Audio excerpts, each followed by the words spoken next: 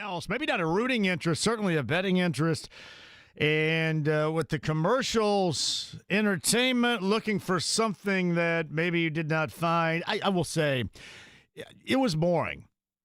It was boring because it was non-competitive, but I don't look back on it and say, hey, it was a huge waste of time.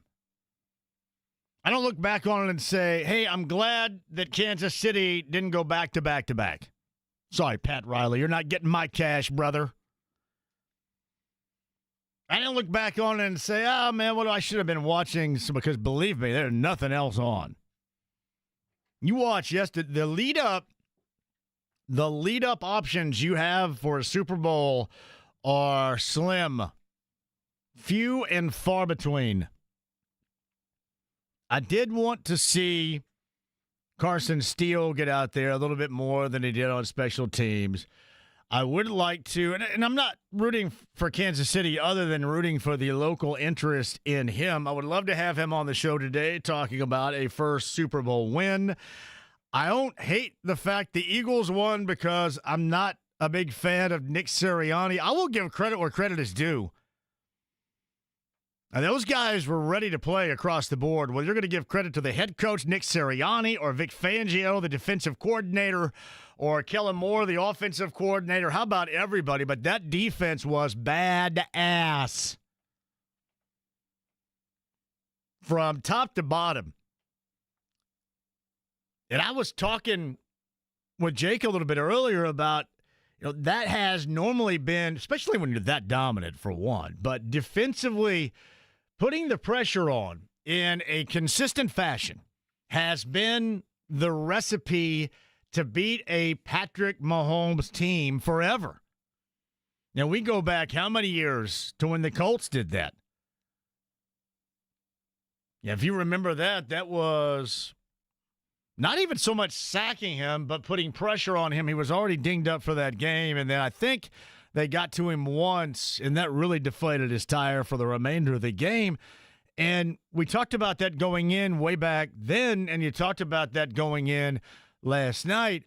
The sum of the parts of this Chiefs team is obviously that surrounds Patrick Mahomes, but you can chip away at that foundation if you get after him, if you get after their offensive line. And the Eagles defensively, they were relentless. Jalen Hurts is your MVP. You could have given that to the Eagles' defensive line. I'm fine with giving it to the quarterback, whatever. And Colts fans sat back and watched and thought, man, I wish the Colts had him and him and him and him. And you used to have him and him. They used to have this guy and you used to have him. No. You were sitting back and doing that and then telling me last night that your belief is that Anthony Richardson's going to transform in this 1 year from what we have witnessed so far through 2 years into Jalen Hurts, and I hope that you're right. Now, I'm not going to hold my breath and wait on it, but I hope that you're right. I hope that you're right because a night like last night, you're watching two teams that have been there and done that recently, and especially the Chiefs in the form of going back-to-back. And we sit around here waiting for the Colts to become relevant. Just do anything, could ya? Would you mind just doing anything? And when you talk up what you're going to do, when you say, this is what we're going to do and we're going to find a way, and all this bull crap, all this dialogue we have to put up with, at least at some point in our existence, would you back up what you say? So maybe that was my most motivating factor last night. Whether it's Howie Roseman putting it together or having a long-term sustainable quarterback on either sideline, a tough-as-nails defense that clearly knew its job and did it as well as anybody. I'm not a big fan of the Eagles, but last night I think gave Colts fans a feeling like, wow, that's what it feels like again, because it's been way too damn long. You're like IU fans. Well, it's been too long. I don't even remember what this feels like now. So that was probably my overwhelming thought, more so than anything else. And then I kind of think about Tennessee going, yeah, I think it's a hell of an idea to trade away A.J. Brown. Man, no wonder Mike Vrabel wanted to beat the hell out of everybody there. You would too. That, and we've seen a lot of that around here. That is, I think I'm smarter than everybody in the room, and you're the biggest dumbass in the room.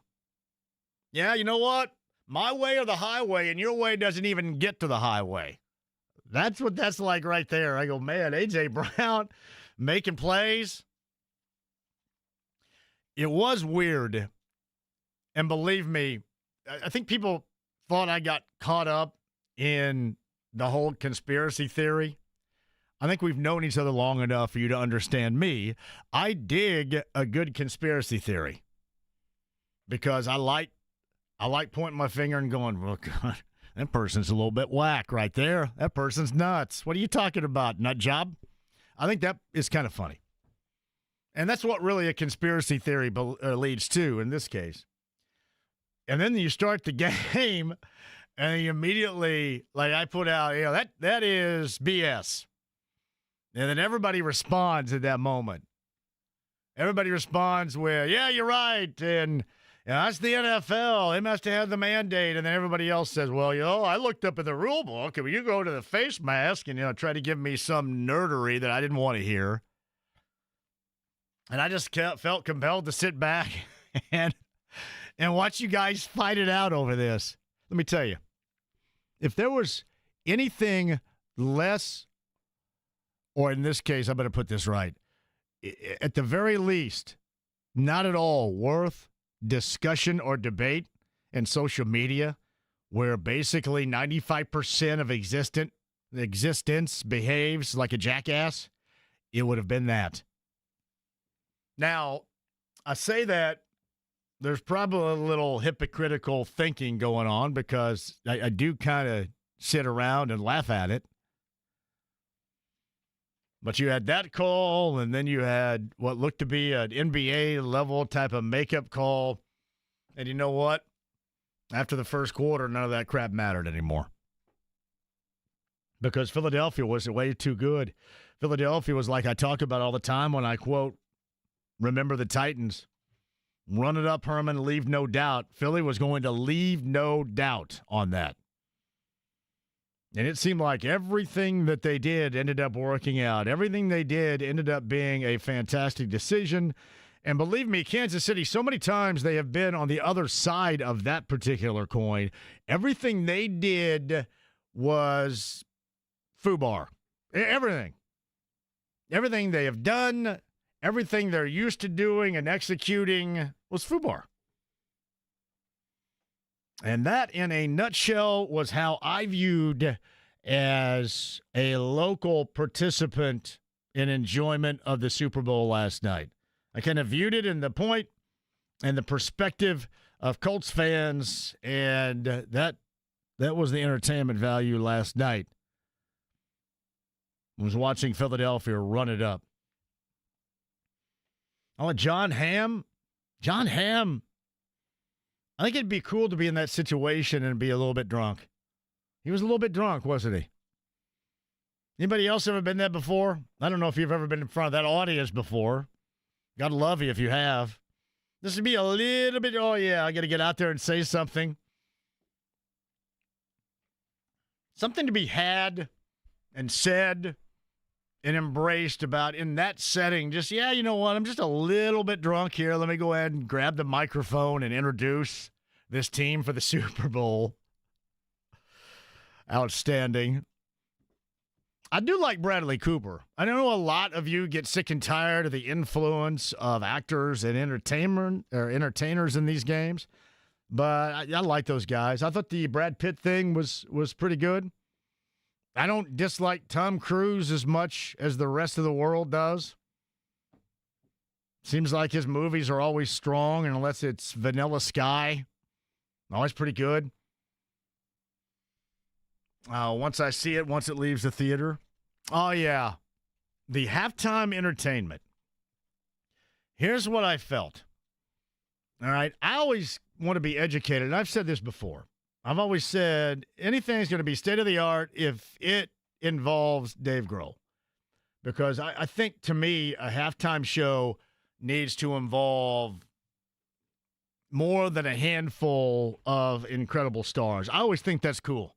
When you bring people together that aren't normally together, that makes sense to you? Like years ago, and I can't remember if this was a CMT award show or whatever, and I sure as hell don't know why I would have been watching it if it was. But when Chris Stapleton and Justin Timberlake did something together, yeah, that's pretty funny. That's good. And Dave Grohl has always been kind of the Pied Piper of, hey, here's what I want you to do. You're 14. Why don't you come up here and play the drums? And he always just kind of gets, so that's always been state of the art for me. And I get it. Not everybody digs that. But I'm pretty versatile. Last night I did need, and I don't know if this makes me what a lot of the little younger dorks like to call boomers. Are you a younger dork that references older dudes as boomers? But I didn't say anything last night. I just said, all right, Blake and Laney, like step by step, talk me through what's happening here. What's being said. For one, you know this, my hearing stinks. I can't hear a damn thing. So I had to crank this bad boy up. I had to turn the speaker on and got my ear up there. And then I was understanding the dialogue then, but it was kind of like if something would be coming in something I just didn't understand. It was like I had a definition or an explanation, and I asked for that from my kids, and I thought, oh, yeah, that makes sense now. Now, I don't know when the Super Bowl halftime show became a time to just go all in on Drake. So does everybody hate Drake? Now, I hated Drake because I thought he acted like a jackass at NBA games. Hate's too strong a word. Who was the player here that, remember, he clapped, the Pacer player, where he clapped right behind his head on the, help me out here. It was a first-round series, I think, against the Raptors years ago. I know Denary or JJ or somebody out there. Who was that player? And he clapped right behind his head because he was a jackass. And he acts like a jackass. He acts like John Morant's dad at a game. As far as the music, I can get down with that, hold on, we're going home or coming home or whatever. But I really don't get deeply embedded in it. And I sure as hell didn't know that there was some back and forth going on, a rivalry, a battle between the two. But I guess if you're going to make a point, you're going to make a point in front of the entire viewing world of sports at that moment. Because Laney was telling me what was going on. I'm going, what? He said, what? Minor what? Why is he wearing that A? Minor what? So shout out to my kids for explaining stuff to me last night. It rarely matters to me either way. But I do like to try to understand what I was watching. And this older dude right here, this boomer, I guess, if you call me a boomer, I don't know if I am a boomer if I actually asked for help. I raised my hand and said, I need a little bit of help on this. I guess I didn't love it as much as those that loved it did. I did not hate it as much as those that hated it did. I was, I guess, right there in the middle. I go, okay, cool. So this is where you're taking this beef here. Okay. You ready? Yes, I'm ready. Rodney Stuckey. Rodney Stuckey. See, that's why I dislike Drake. And I don't know why I'm defending Rodney Stuckey, but I don't like Drake because of that. Do you see that video where he's clapping right in the back of his head? Because Drake was such a tremendous horse's ass on the sideline in his seats. That's the only reason. I had no idea it went that deep until last night. I went, wait a minute. I'm going to tell you. I think that, by definition, is that what the kids like to call or reference dancing on somebody's grave or something like that, right? In social media. You'll see that occasionally. Guess you're going to get yourself some payback with absolutely zero chance, unless you make a misstep and get called out for it. Little chance anybody's ever going to get you back at that magnitude. That was a hell of a place to do it last night. Yeah, here's what we're going to do. We're going to go ahead and take this beef, and I'm going to say that about him at the Super Bowl Okay, at the halftime show. I mean, this is not like a show in Anaheim or something. Not like you're doing it even in his hometown or his home country of Canada. It's in front of everybody. So thoughts on the halftime show? Yeah. What do we got? Commercials? When Harry Met Sally? I'm always good on something retro, something throwback. That was all right. With Meg Ryan and Billy Crystal. Great scene. Well, Hellman's mayonnaise. I think that's the way you get people a little bit with a misunderstanding about mayonnaise, and you put it in the context of, you put it in orgasmic context, and I think you got a winner right there. Thank you. All right, we got that at 239-1070 if you so desire. So I was supposed to go down on Saturday. If you watch Michigan and IU, a friend of mine down there said, hey, we're going to sit behind Michigan's bench. You want to go? And I said, hey, Billy Joel and Sting's going on at Lucas Oil Stadium. I'm going to have to get downtown by 6. I don't think I'm going to have enough time. That was a 1 o'clock start. So I did not end up going. But this is what I noticed just from where I'm from. And believe me, I am all for Dusty May if he wants to and they want him becoming the next head coach. I do. I believe in him. Now, again, I am way too dug in, and it is way too personal for me to say otherwise. I mean, when you literally grow up with somebody like that and been around somebody for such a long period of time, I mean, I'm always going to believe in that somebody, especially since he worked from the absolute grassroots all the way up. This is not something where you were silver spooned or you were just kind of given this. You worked your ass off to get there, and he deserves absolutely all of this because that's how hard he has worked, and he's also had the results. So if that's who they end up hard targeting, here's what's going to happen. Michigan is going to say, here's a lot of money that you're going to have to leave on the table if he is like number 1 on the list. If you were going to ask me, I don't know for sure. I'm assuming that there is, especially with how he answered the question asked of him on Saturday, that there will be some sort of consideration going on. And why wouldn't you? I would, you would, we all would.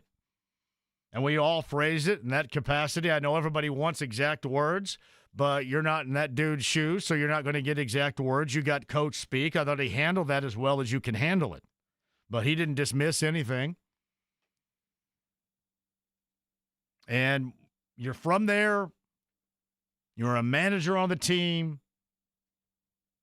You know, you're an IU guy. So it would make all the sense in the world. But it would also make all the sense in the world after 1 year and then a raise and a level of success in your first year as a head coach in the Big Ten to stay where you are.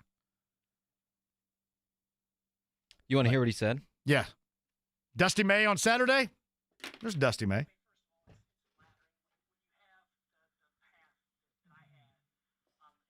I'm still on that same path.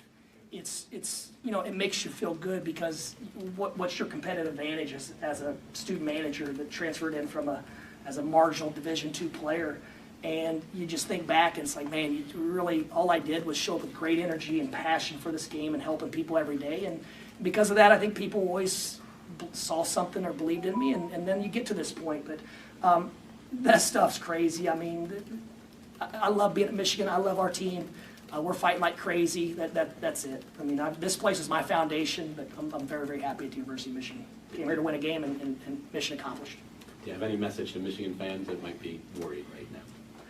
I mean, there's nothing I can say that's going. That's going to make this one way or the other. I love being at Michigan. That hasn't crossed my mind other than just what friends and family said. And to be honest, I've eliminated all that. So.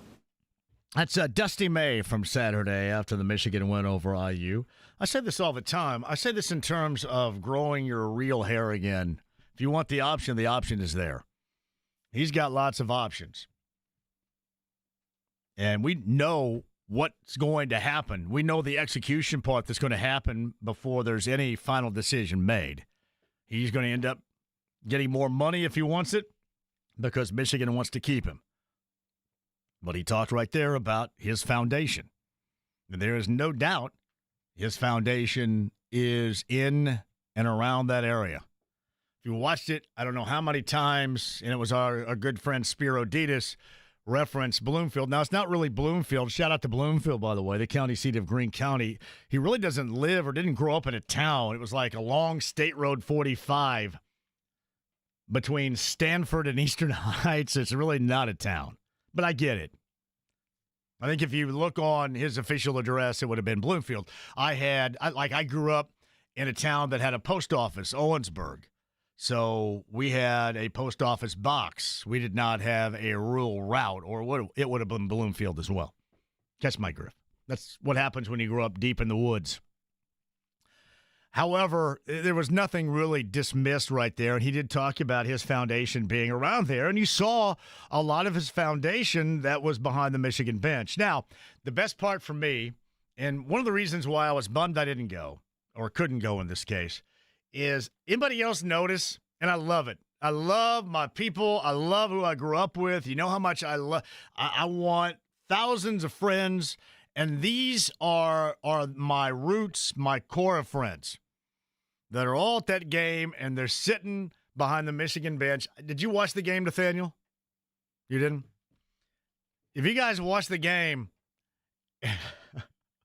every time they cut to a shot behind the Michigan bench of his wife, Anna. She wasn't, but the family sitting around. Did you notice that everybody was chugging a beer? Seriously, everybody was chugging a beer. Go back and watch those moments again if you don't believe me.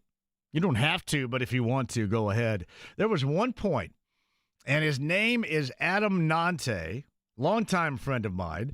We referenced him. We always called him Fabio.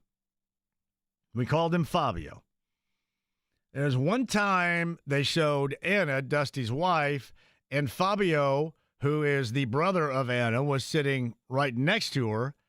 And I swear the camera just popped on her, and you got a big look at him, and it was not even a half a second where there goes that beer and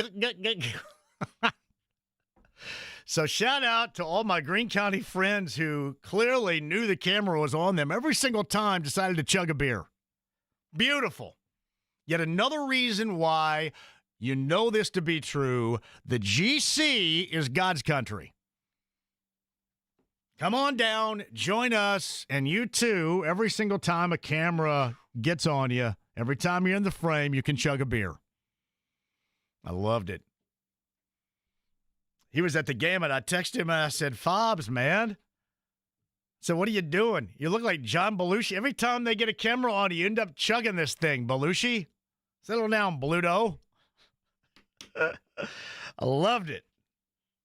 Absolutely loved it. I will say this. If Dusty would end up getting offered and take that job, it would make it incredibly entertaining for me, but it would also stink a little bit too. But that's just selfish and has zero to do with me. None. Not whatsoever. Nothing. But I am happy with whatever he does end up deciding, if indeed there is a decision to be made.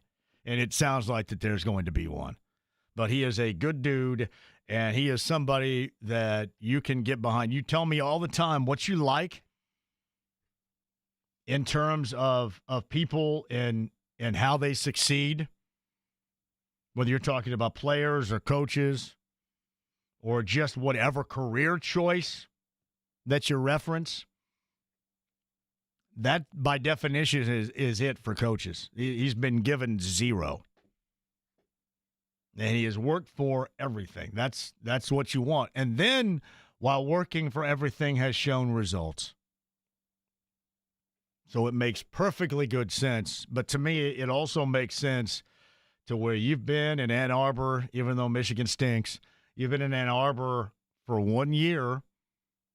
You're comfortable, like what you're doing. If you remember, Dusty told me, I said, man, you bounced around. He's been to Ypsilanti, Ann Arbor, Boca Raton, L.A., Murray, Kentucky, Ruston, Louisiana, Birmingham, Alabama. I mean, that's been basically his geography and destinations for coaching. Bloomington once already. So it doesn't really matter to him, like picking up and moving, because where he lays his hat is home. But if there is a home, it certainly is in and around Bloomington. A real home. It's called Greene County, everybody. All right, quick break. We'll come back. We'll talk about that. Pacers coming up tomorrow night against the Knicks. Yeah, that was a bummer on Saturday. Really nobody of substance for the Lakers. I know Austin Reeves is good, but man, what a mess they were. 2-2 in a 4-game Western road swing. We'll get into that. Brian Evans, Stephen Holder, me and you at 239-1070 coming up on the other side. We'll talk about Super Bowl 59. We'll talk about IU. The Boilermakers, a big win on Friday, too. Just another impressive game that we've been very used to from Matt Painter and the Boilermakers. A big night coming up in basketball tomorrow night. We'll talk about that and a lot more with you. The stream, the app, HD Radio. It's 93.5 and 107.5 The Fan.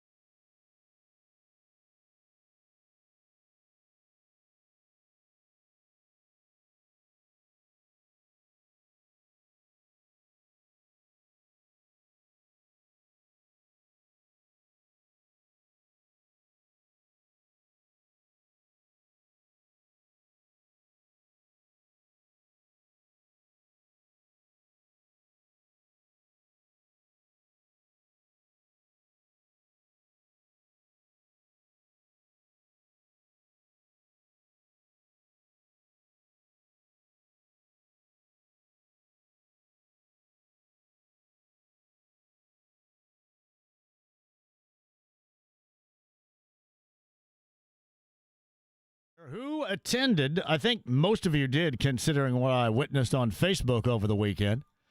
Since everybody out there attended Billy Joel and Sting, or as we say down in Greene County, we chug beers behind the bench at games and say Stang instead of Sting. So how was Stang and how was Billy Joel? Because it looked like you guys are having a glorious time inside of Lucas Oil Stadium on Saturday night. Was it worth it? Rarely, if ever, do you get two incredible acts at that level, two legends at that level. Like I asked Jake that. Jake and Shannon went there. You know, Shannon probably would have rather attended with me, but that's okay. I had a job to do. But Jake had mentioned that Billy Joel outperformed Sting. Maybe Sting was a little tired. But all I could do is tell the reaction from Facebook, and it looked like it was an outstanding time. So hopefully you guys had a great time. Hopefully those that won tickets on this show or won tickets on Saturday night with a JMV takeover had a tremendous time. Lord Nelson says, JMV Drake bumped KD during an interview once upon a time. I just remember clapping in the back of the head of Rodney Stuckey. I don't know why I'm becoming such a defender of Rodney Stuckey, but that was the moment when I thought Drake was a horse's ass. That was it. And then last night when my kids were explaining the whole dialogue meeting going on in these songs during the halftime show, I thought, oh, that's some serious stuff right there. That is some serious stuff being lobbed in front of the entire world, everybody. Super Bowl 59 from start to finish. Yeah, the game itself left a lot to be desired unless you're an Eagles fan, and man, you are flexing today. Here's what's funny. I'm not a big fan of Nick Sirianni, and I've mentioned that, but you got to give the dude credit. He goes to the Super Bowl and then almost gets fired and then goes and wins the Super Bowl.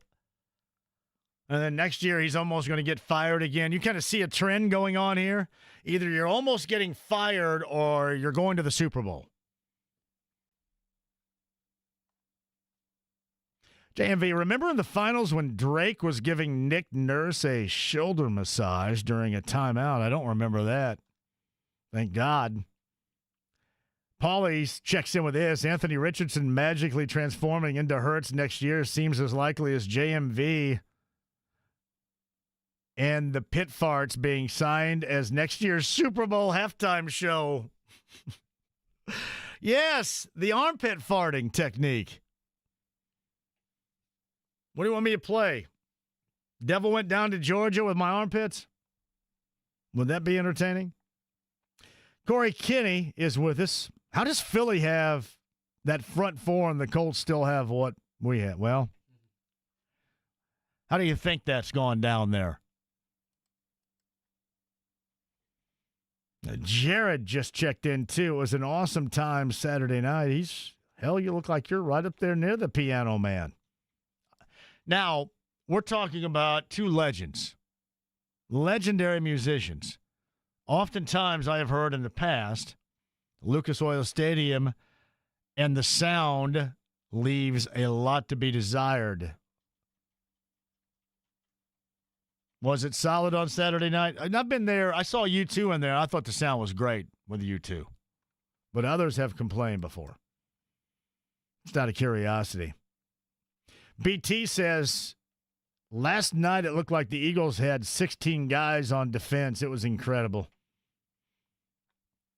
They absolutely would not and did not leave Patrick Mahomes alone for a second.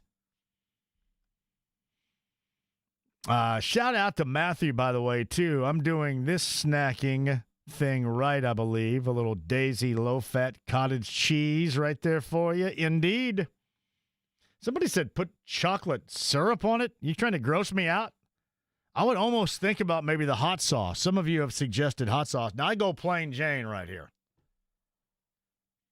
But some have said, put some hot sauce on it. I can probably dig that a little bit, but I can't get down with the chocolate sauce on there. I can't get normal taste. I don't want my sweet in that area. Like some of you guys like sweet and sour. I don't. I want my sweet stay sweet. All right? If I'm eating a breakfast, which I haven't in forever, if I'm eating pancakes, I don't want that syrup. I don't want that syrup on my meat. I don't want the syrup on my syrup. You stay on the own part of your plate there. No sweet where it's not supposed to be. And especially no chocolate sweet. All right, 239-1070. A lot of opportunities for you to check in. Brian Evans about the IU coaching search. Mike Woodson's closeout in his final season, as we learned on Friday, and a lot more with the former Hoosier at the top of the hour, Stephen Holder, after 5. Justin is up first today. Justin, thanks for joining the show. How are you? How's it going? Go ahead, bro. I was wanting to see your opinion on the Carson Wentz trade that got the Eagles most of the draft picks that they used to win the Super Bowl last night. Yeah, that seemed like a pretty good idea. I just remember at the time, and I won't take this tact. I think the decision-making, even without that angle, the decision-making has been faulty at the absolute best. I at the time, I didn't say much about it, and I don't remember much said about it. So I'll let that. I'm not going to let it pass. We can have dialogue on it, but I understand where you're getting. I'm hardcore on other stuff that seems to be more obvious, if that makes sense to you, than that. Yes, sir. Does that make sense, Justin? I mean, I mean, it's not like there's no carrying water. I think everybody knows how I feel at this point in time and have felt for a number of years now. But I'm not going to jump in on something that at that moment I probably didn't have, if I remember accurately, too much to say about it. I understand. Justin, anything else? That was it. That's it. Thank you, Justin. Appreciate that. Thank you. Yeah, the whole Wentz season is funny. The Wentz season leading up to the final 2 games, look back at the stats. That may, besides Phillip Rivers, have been the best quarterbacking season we have seen for the Colts since Andrew Luck. Now, I don't know if that speaks volumes. It may make you want to weep openly.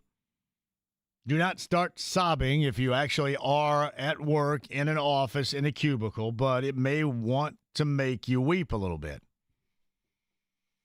But you look at his numbers, up until the absolute disaster in the final 2 weeks of the regular season, and then the owner not wanting to put him on the flight home. That notwithstanding, I mean, hell, the rest of it, at least numbers-wise, only Rivers? I don't even know how his numbers compared to Rivers. But I do, if nothing else, I'm not going to pile on stuff that I didn't pile on at the time. And believe me, there's enough. We got enough evidence here. We could go evidence for days. And it's not going to make a difference. I guess if you want to categorize it like Justin wanted me to describe it, it's just another piece of faulty decision-making across the board. And everything that has been said that hasn't worked, and watching other teams go down, come back up, go down again, come back up again, sustain, win. And we got a fan base here begging to be that final hole in the postseason. Begging to win the world's crappiest division.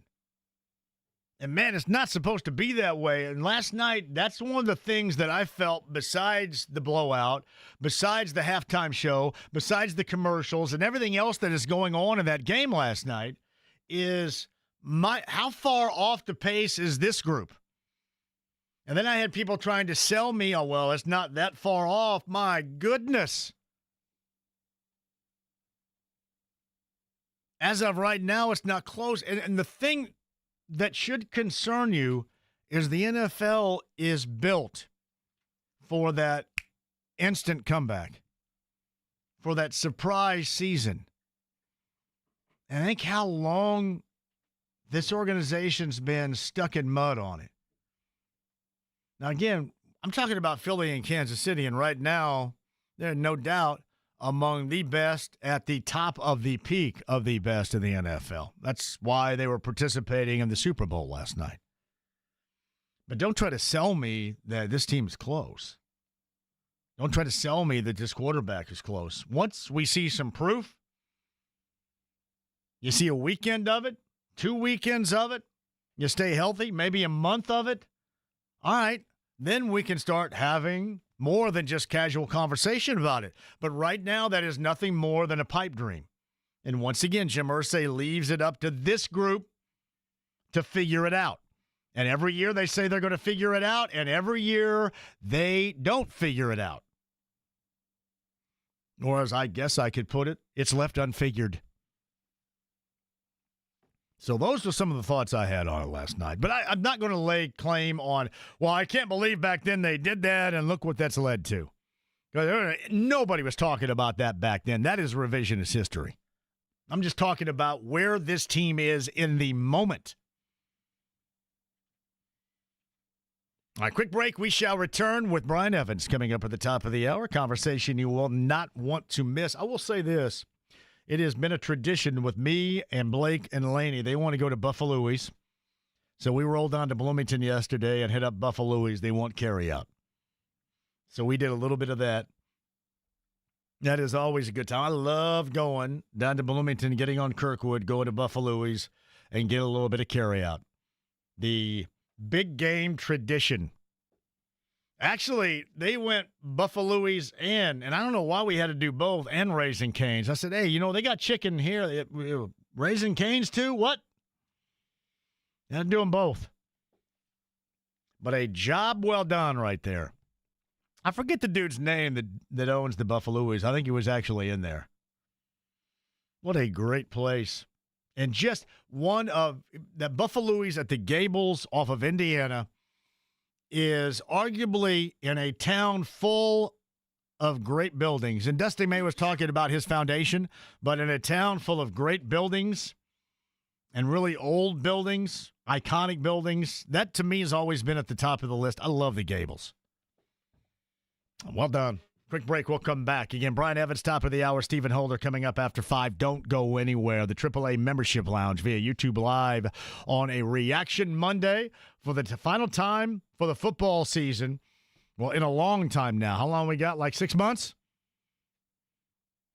Well, I guess we still will have free agency, still will have the draft, but as far as playing football, it's going to be a while. Respond, react, and more at 239-1070 next.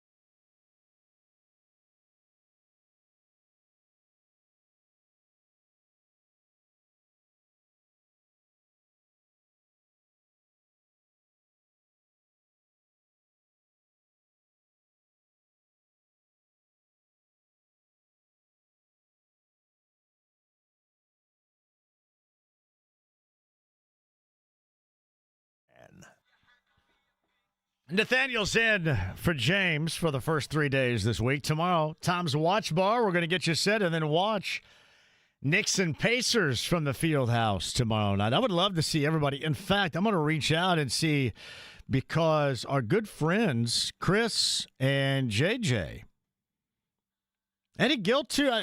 Eddie Gill's got radio responsibilities, though. But I know that Chris and JJ may have the opportunity to slide by Tom's Watch Bar tomorrow. I would love to see them. I would love to see you. A little game day opportunity downtown at Tom's Watch Bar later on this week. Whiskey Business, Southport Road. You know what this is? With Michelob Ultra, it is our mini hoop action for your chance to win big. I shall explain. It's a hell of a deal. We did it last year. That was to lead up, if you remember, to the NBA All-Star Game. But Whiskey Business, Southport Road, later on this week. And then Friday, me and Brent Halverson, we are going to be at the Cask Strength location doing the show. That's Big Red Liquors, US 31 and Fry Road in Greenwood. We are having a bourbon raffle, and I'm talking big names. I know how much you guys dig on bourbon raffles. It's on Friday, Valentine's Day.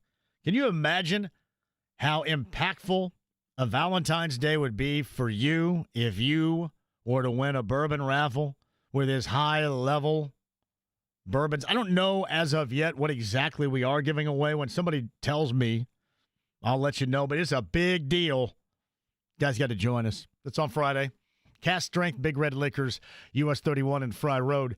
Somebody had mentioned to me, there's no way Carson Wentz stinks and blah, blah, blah.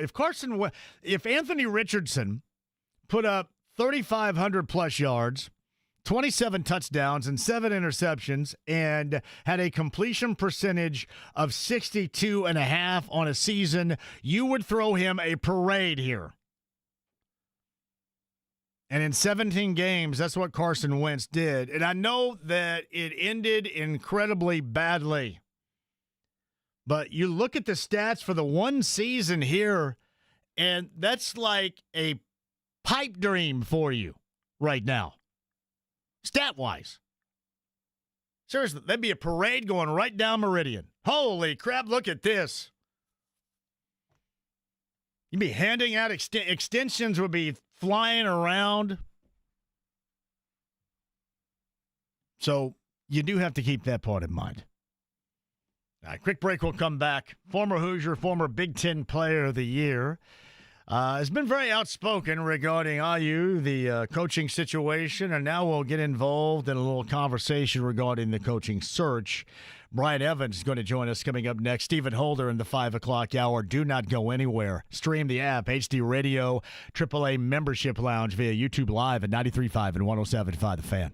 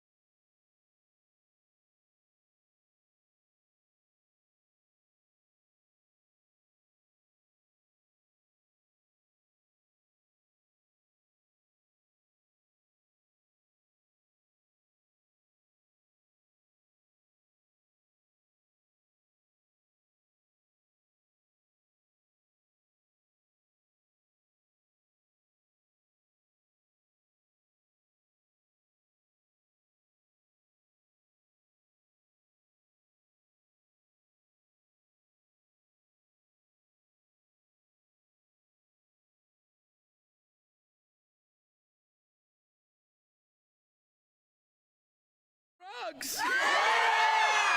93.5 and 107.5. The Fan. Hey, welcome back, Brian Evans, former Big Ten Player of the Year, former NBA or former Hoosier in a couple of minutes.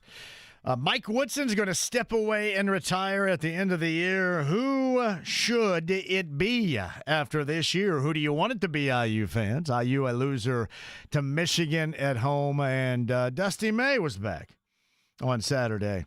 I loved the fam and friends of mine sitting back there just chugging beers. That was awesome. Busy night of college hoop coming up tomorrow night. Purdue, IU, it's Michigan, Michigan State, respectively. You got the Pacers and the Knicks. TNT action. So I'm going to see if we can't drag JJ or Kristen Airy down with us to Tom's Watch Bar tomorrow. Now, one of the few games that they are not doing, the Laker game on Saturday, late afternoon, was a mess.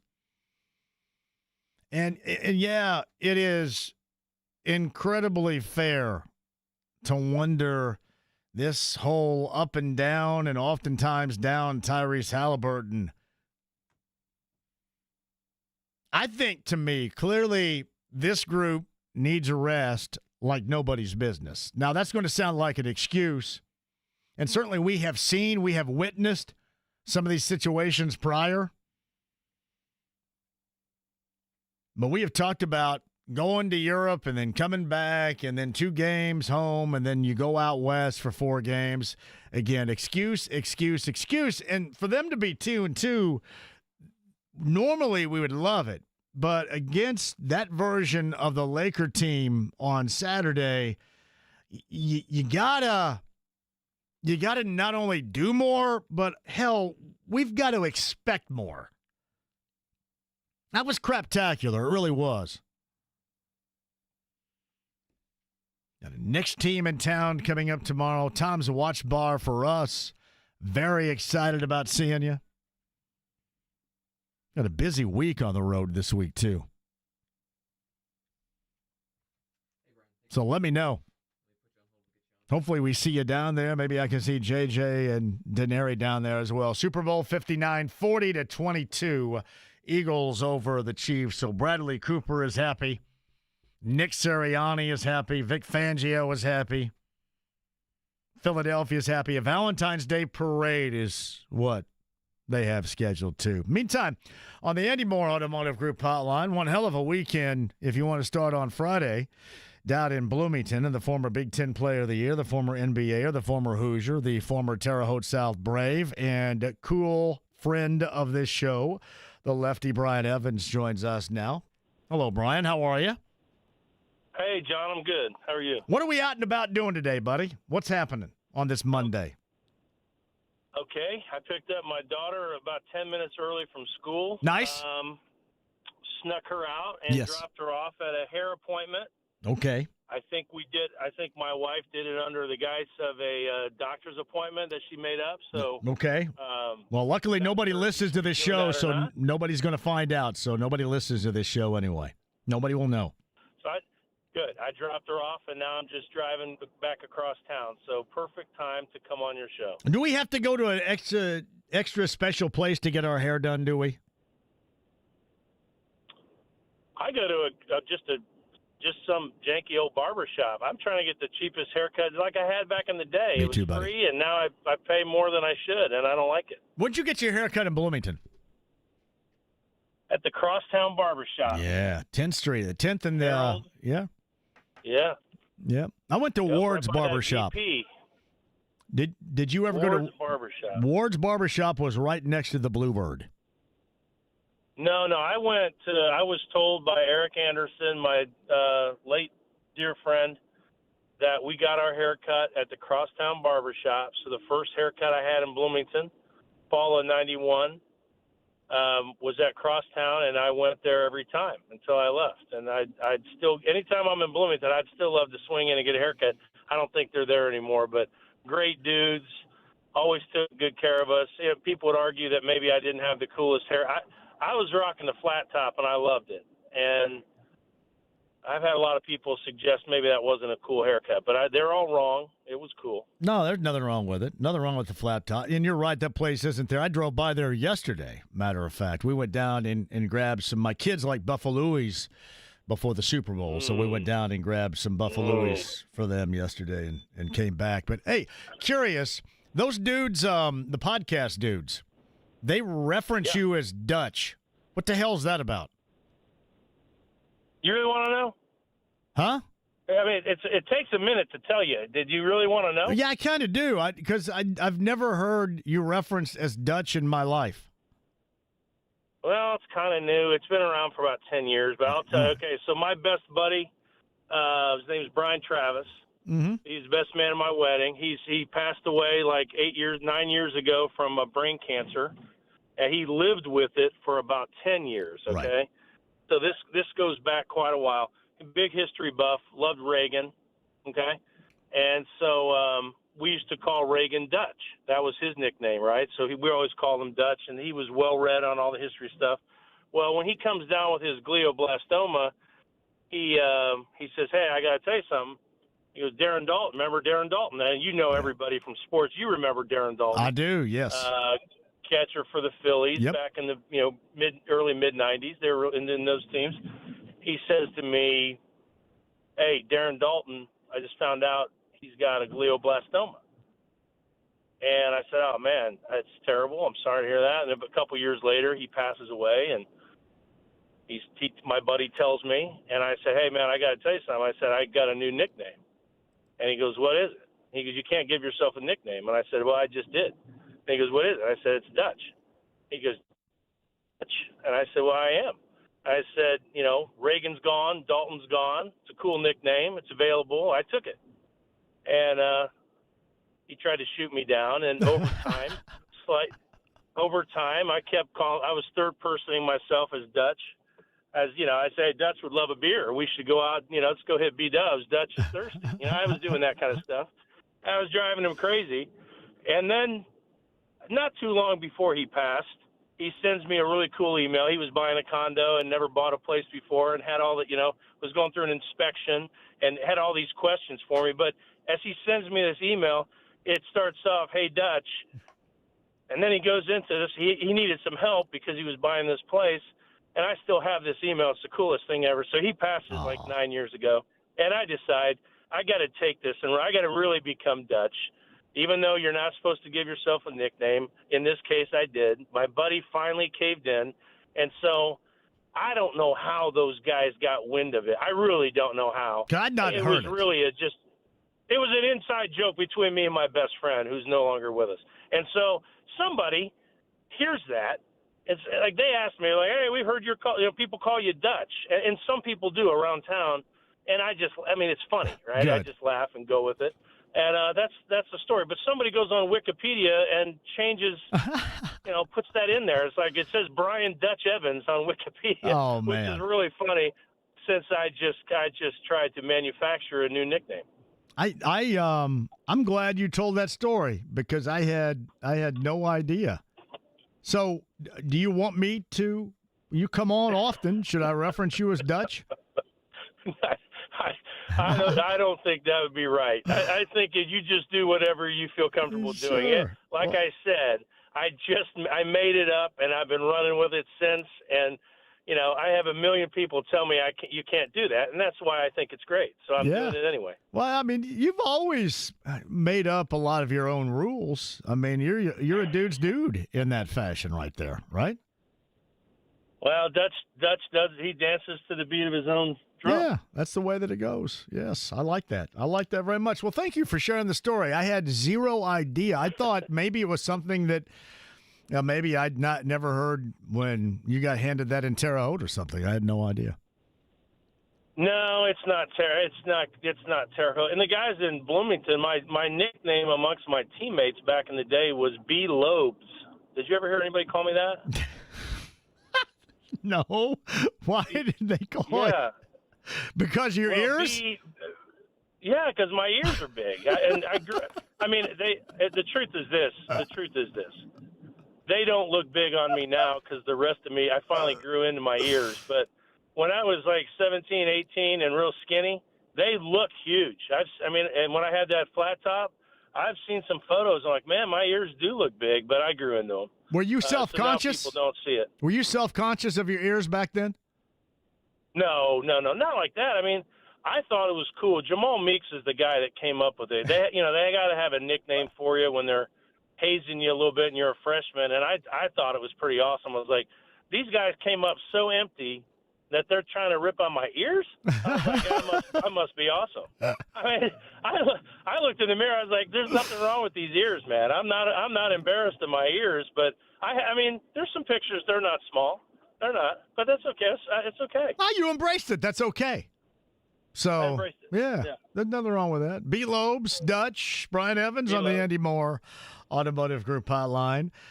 So, in the last 3+ days, 4 days or so, what do you make of the situation? How do you think, at least up until this point, and we'll get to where this may end up going in the coaching search down in Bloomington, but what do you think about the fashion in which it has taken with the present head coach, Mike Woodson? Yeah, I mean, I would say first and foremost, it's about time, to make it clear that he's not going to return for a 5th year. So I think for me, it's just rejoicing, that alone. Since that time and how we've gone about doing it, it's easy to, I think, poke holes and make fun of what the university has done.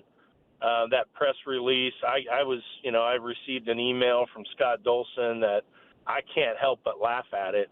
I think we all know what happened. Somebody had a conversation with him, about the state of the program and made it clear to him that he would not be returning, and instead it turned into something else. And this statement to me just is laughable. Like, he brought this on, and they have to make it very, very clear that he initiated. Well, okay, let's play by those rules. If he initiated and says he wants to retire, then there's no payout, right? He decided to leave the program. And so why would we pay him $8 million if he just decided to walk away? And so I'm just kind of laughing at what the university did, just acquiescing to him constantly. I don't even know what the official statement was. I know that I got an email that I've read 3 times that I think is hysterical. But all in all, excited that we're going to have a new coach next year. And so, yeah, I'm fired up. It's Brian Evans, B-Lobe, Dutch on the Andy Moore Automotive Group hotline. You talk about how they put this, and, obviously in one way with the dialogue, he's going to end up getting paid. In the way that you explained, he wouldn't. And I know that they don't want an embarrassment of a former player, but would they have treated all their former players? And I know that he accomplished a lot as a player there, and I'm not trying to sidestep that whatsoever, but why have they decided to bend the knee so often to his every single wish during this process? Not just the retirement or firing or whatever, but just during his tenure there, it seems like every corner you turn, they're bending the knee for one way or the other. Yeah, I have to agree. At least from my vantage point, it sure seems that way. And I always got to start off saying I'm not real close, right? I'm not going to games. I'm certainly not going to practices. I'm not hanging around. I'm not trying to get information. I'm not calling Calbert and asking for information. So I'm a pretty good distance away from the program, right? I'm not down there at all. And I still agree with you. I feel like they do that. And I would say the reason, at least from what I think, is he's connected at a very, very high level. That's nothing you haven't heard already, but I think that's a big part of it, and I don't think that the AD was the guy that picked him. And so, it puts everybody on pins and needles. Like, this guy's protected from above. Very nice to him. I have some theories that I don't even know if I want to share as to why they doctored up this statement to be so kind. I've heard some stories that Mike Woodson has a security detail. I had somebody tell me it's 24 hours a day because he gets so many death threats. I don't know if that's true. I don't know. I mean, that's not, and I'm not naming a source. I've just had several people tell me that he has a security detail because he gets so many death threats. I have no idea if that's true or not. And so I think when somebody shares all that kind of information, I think the university is just trying to handle this thing with kid gloves, and that's the nicest way I could say it. Can you view, and you mentioned that the statement, the email that you read a couple of different times as laughable, but also be entirely accepting of it as a former player, somebody that really cares about the program? You know what I mean by that? I mean, you can say, well, this is a bunch of baloney, but hey, at least the wheels now are in motion to move past this.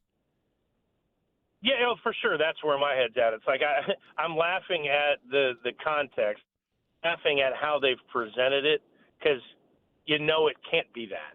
It can't be that. And I don't understand why they can't make it more of a joint thing. I mean, because to pay him out, it has to be, hey, we decided this together. We decided this together, and as part of that decision, Coach Woodson's going to get his, $8 million walk-away money. Okay, if you guys talked and decided, you'd had these long discussions about the future of the program and making sure it's in the best hands, you're supposed to say all that stuff. But it needed to be a joint thing. We decided. Instead, because of this guy and his narcissism and all things Woodson, he's taken a stand and said, no, I initiated it.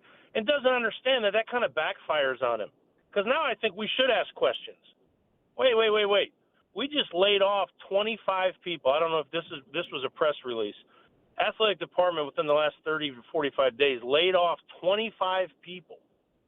So we had to, and these are important people to some of these programs. I know the staffer from the volleyball program was a really important person to their staff, and Coach Aird is really upset about losing that person to this budget cut. So all these people lose their jobs, and 30 days later, Woodson initiates he wants to retire, and he's going to resign at the end of the year on his own terms. Nobody made him. Nobody wanted him to. And we're going to just randomly give him $8 million? Couldn't we if he's the guy that they said he was in this press release, and he's a great man, humble man, no one cares more about Indiana University and Indiana University basketball than this man. Well, then he should just, and he's done real well, let's take that $8 million and hire back those 25 people. Oh, no, he doesn't care that much. Wait, he doesn't care that much. I just think it's a joke. So Brian Evans, the former Hoosier, he's on the Andy Moore Automotive Group hotline. All right, I don't know what else we can get to. It's just, to me, and I get your beef with that too. My beef was more, I absolutely, to my core, hated the way that Dane was handled. I did. And Dane was on here a couple of weeks ago and has been on here before and takes the blame for that. But, man, he got so incredibly screwed. I hate every second of that. Well, yeah, I talked to Dane after it first happened, and he shared a lot, and probably still not time for me to share that. It's his story, right? Yeah. It's not mine to share. But yeah, he set me down the wrong path after year one. So I'll tell you, I've never owned tickets to or just had season tickets to games. And I thought the hire was crazy. I mean, I thought it was, I've said that, right? And I've caught a lot of heat. Not much lately, but I used to catch some heat about being outspoken about, I couldn't believe that was our choice for a hire. And then, but I kept my mouth shut. In fact, I bought season tickets for the one and only season of my life. Was his first year. I said, okay, this sucks. It's not who I wanted. I can't believe we hired this guy. It makes no sense to me. But I'm going to put that behind me because I love Indiana basketball and be a fan. I'm just going to be a fan. I'm going to be open-minded to this. And I was not impressed with anything I saw. And I went to more games that season than I've ever gone to home games in my life. I was taking my kids. I mean, I just went down there. I probably went down six or seven times. And by the end of that year, I was like, whoa, I was right. This is not good. And then he gets rid of Dane. And Dane calls me and tells me how it unfolded, and I couldn't believe it. And so I said no more to the tickets. I have no interest because I heard his story. So, I mean, it kind of took me – I already was unhappy with what I was seeing. But then when he told me that story, and he shared a handful of other stories that, again, probably more appropriate for him to share. One was about Kirk Haston coming back to a game. And he just and Dane wanted Woodson to go over and say hello and welcome Kirk, who rarely comes back from Tennessee. He had one of his kids with him. He says, hey, Coach, will you go over and say hi to Kirk? He was here from, 97 to 01. He was a great, all Big Ten player. We say hi to him. And now at this point in time, I think he was already fed up with Dane and didn't like Dane. And he was not willing to do that. He would not go say hello to Kirk Haston, whether it was to punish Dane Fife or just because he didn't care. And when I heard that, because when he did his press conference when he got the job, it was, bringing Coach Knight back. And, I'm back, and that means the Bob Knight way is back. I mean, I suspected that was a bunch of BS. But then when I heard Dane tell me that story, I was like, man, this is just fraud at this point in time. And then I had no interest. I still laid back for the second season, watched the second season with Trace, and I thought, man, if Trace isn't here, this would be really ugly. This is not good stuff. And this guy is just having a career year. He's improved a great deal. He's doing everything, and we're giving him the ball, and we're letting him make all the decisions, all that stuff. And so, but I do remember in season 2 going, man, if he's not on this court, this could get ugly fast. And then it did, and then the Xavier Johnson stuff, the no leadership, the no accountability, that stuff is what, as you remember a year ago, that's what set me off. Losing games is one thing, but the lack of effort, and then the tarnishing the brand. And I felt like guys were starting to CJ Gunn, and they just started tearing down the brand. And that's when I was vocal. I was like, yeah, you asked me the $1 million question. Do you think the program has peaked under Mike Woodson's leadership? And I gave it a long pause, and I said yes. And, yeah, I kicked up some dust, and I caught some heat from some people in Bloomington. Not a problem. Dutch can take it. And I'm laughing. I'm winking and laughing. I got you. So, yeah, I mean, that's how this unfolded. And, it's been like this for a long time. And he was protected, should have never been back for this year. But he had really good protection, and Dolson was not in a position to challenge it last year. And obviously, you go get the top or second best transfer portal class, and then by his standards went through the roof. On paper, this is the best team we've got. Well, I think on paper, it's probably the best roster in the Big Ten, and where we sit right now in like 14th. So it's time. It's time for a change, and it was long overdue. I think it's funny that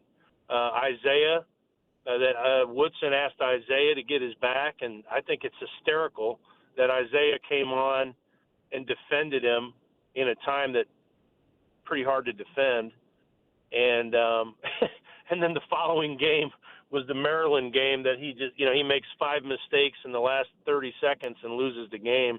I thought that was poetic justice. But now here we are. So, yeah, I mean, that's my recap for, his tenure as the coach. And so, yes, was it long overdue? I think it was. But at least they had the conversation. They got past it, even though I think they botch it up and still, to your point, kneel down to him. I don't understand it either. But now we can look ahead and start talking about, changes and what's to come.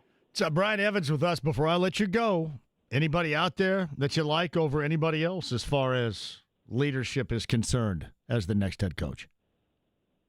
Well, I hope that my number one thing is I hope the guys that got in the way and put themselves before the program, because that's what I think they did.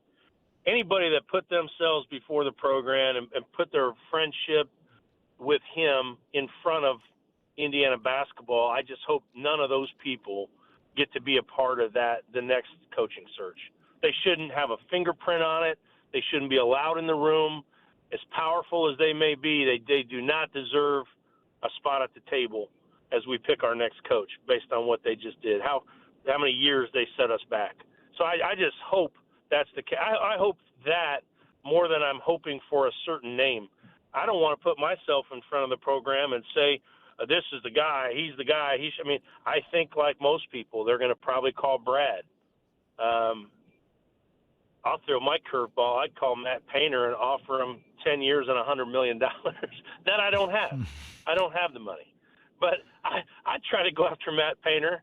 I'd try to piss off the Purdue fan base and make them, dig in their pockets and pay him a lot more than he's getting paid because I think he's worth it. And they got him, and we're not going to get him, but at least we could make them pay for him. And I don't think that'll happen. But I think the Dusty May thing, probably holds water. I think my guess is that Scott would reach out directly to Dusty. I could be wrong. If you're asking me for names, I look around like, how did he find Cignetti? I didn't know that name. I'm not a big football guy necessarily, but that's a name I'd never even heard of, and he's unbelievable. So I would say if I was the president, I'd say to Scott, hey, you have any basketball Cignettis laying around? Go find that guy. Some guy that's hungry to win, and he's going to put the time in. He's going to recruit his butt off. He's going to do it for the long haul. He's going to introduce himself to every high school coach in Indiana. All the things that Coach Knight did a million years ago. He's going to invest in the high school and the grassroots of basketball in Indiana, and that's something that the king of Indiana never did. He just didn't do it.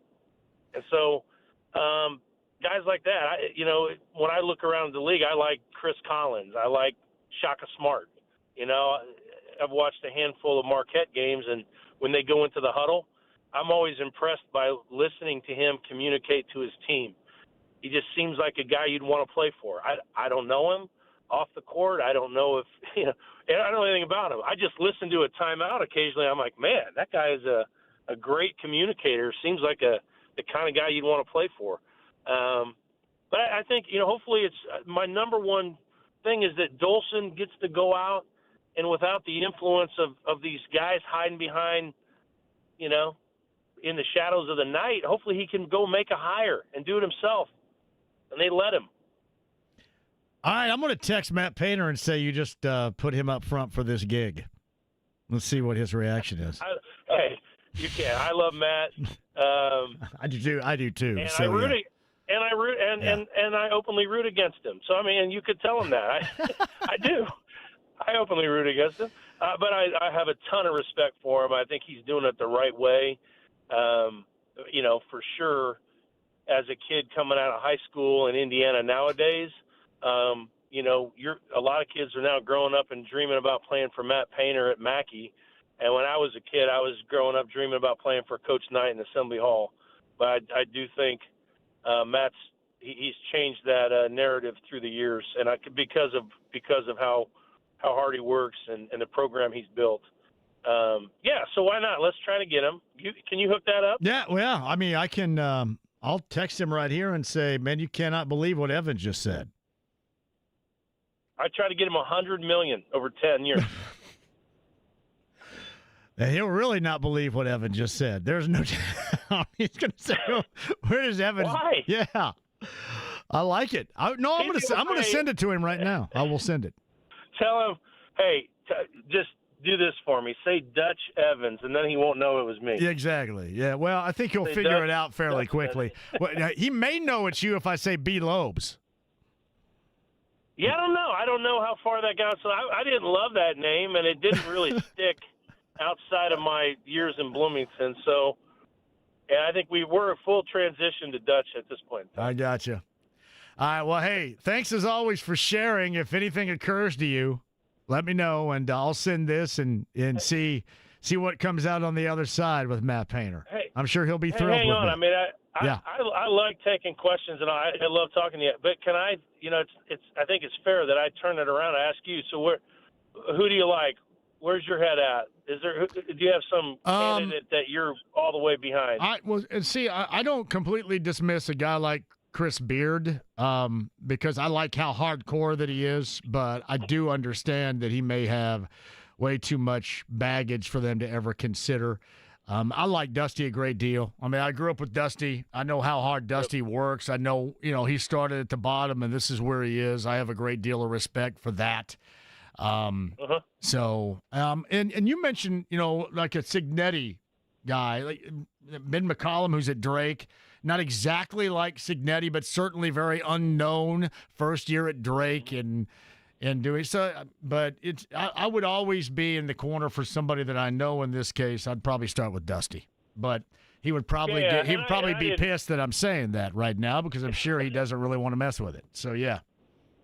I don't even know if he'd want it at this point in time. But I didn't mean to leave out Beard. I think Beard's a good candidate too. And I think he's hardcore basketball-wise, putting together a team with the resources IU has. This guy would absolutely win and win immediately.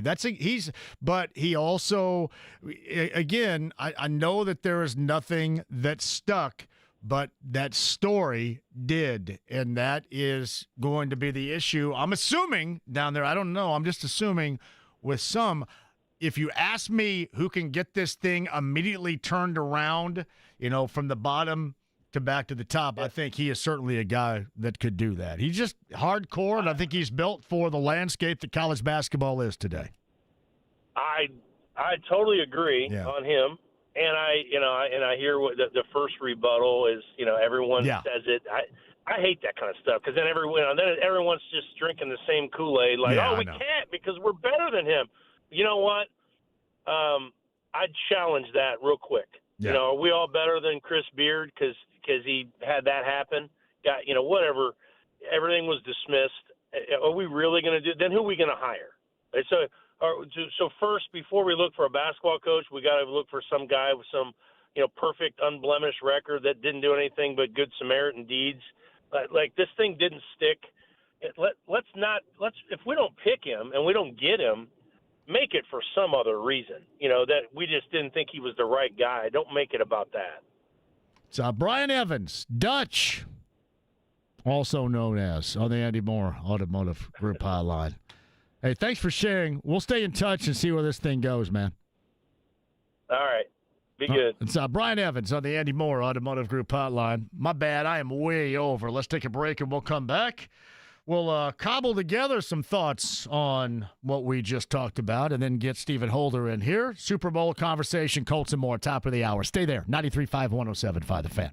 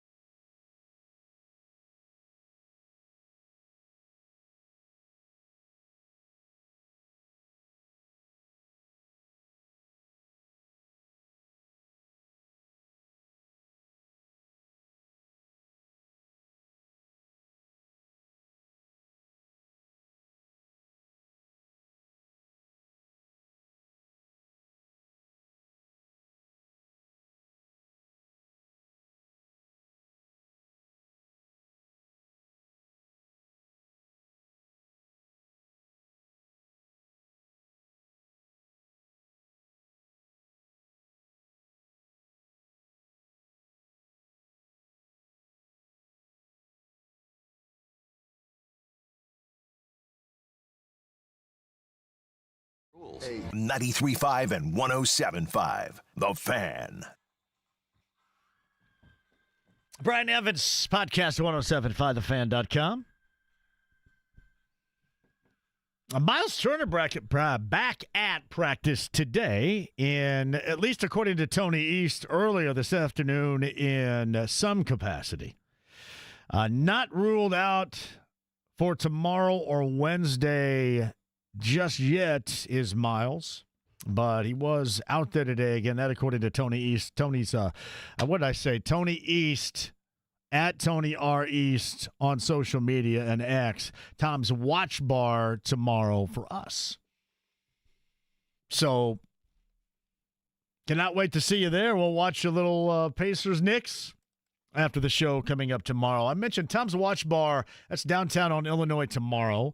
And then later on this week, we're going to be at Whiskey Business. That's with Mick Ultra. And we've got the whole small ball shootout thing going on for your chance to win prizes. I shall explain. Whiskey Business, Southport Road. And then a bourbon raffle is what it's called. Me and Brent Halverson coming up on Friday. We're going to be in Greenwood at the Big Red Liquors Cask Strength location. That is a must-attend as well. Now, I'm going to ask Brent exactly what bourbons are being raffled. So you guys are asking me if there's going to be a Pappy thrown in there, and I'm not sure. But I know this is going to be top-of-the-line stuff, as always. So be ready. Me and Brett Halverson, our friend Matt Koglazier, I'm sure will be around.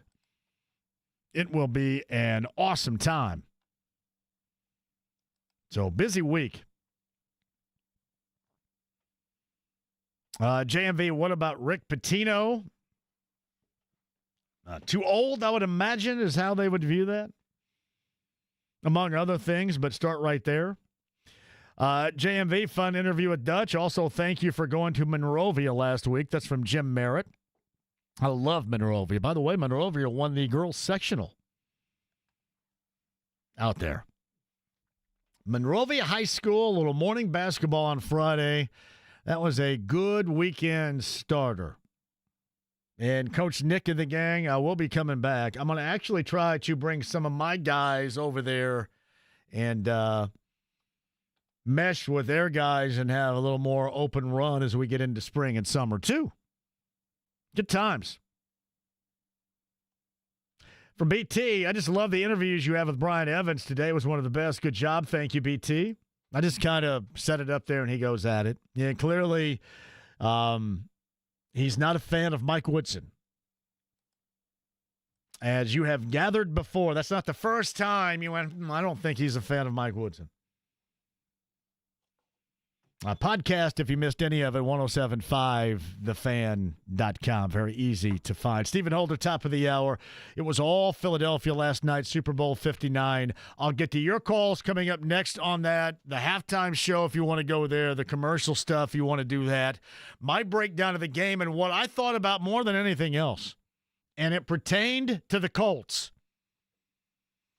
And there's really not much other than former Colts coaches and, guys like Isaiah Rodgers, whatever. But as it pertained to the Colts, my thought in watching that Philly domination last night. We'll get to that. Your calls, Stephen Holder, top of the hour. Sit tight. 93.5, 107.5 The Fan.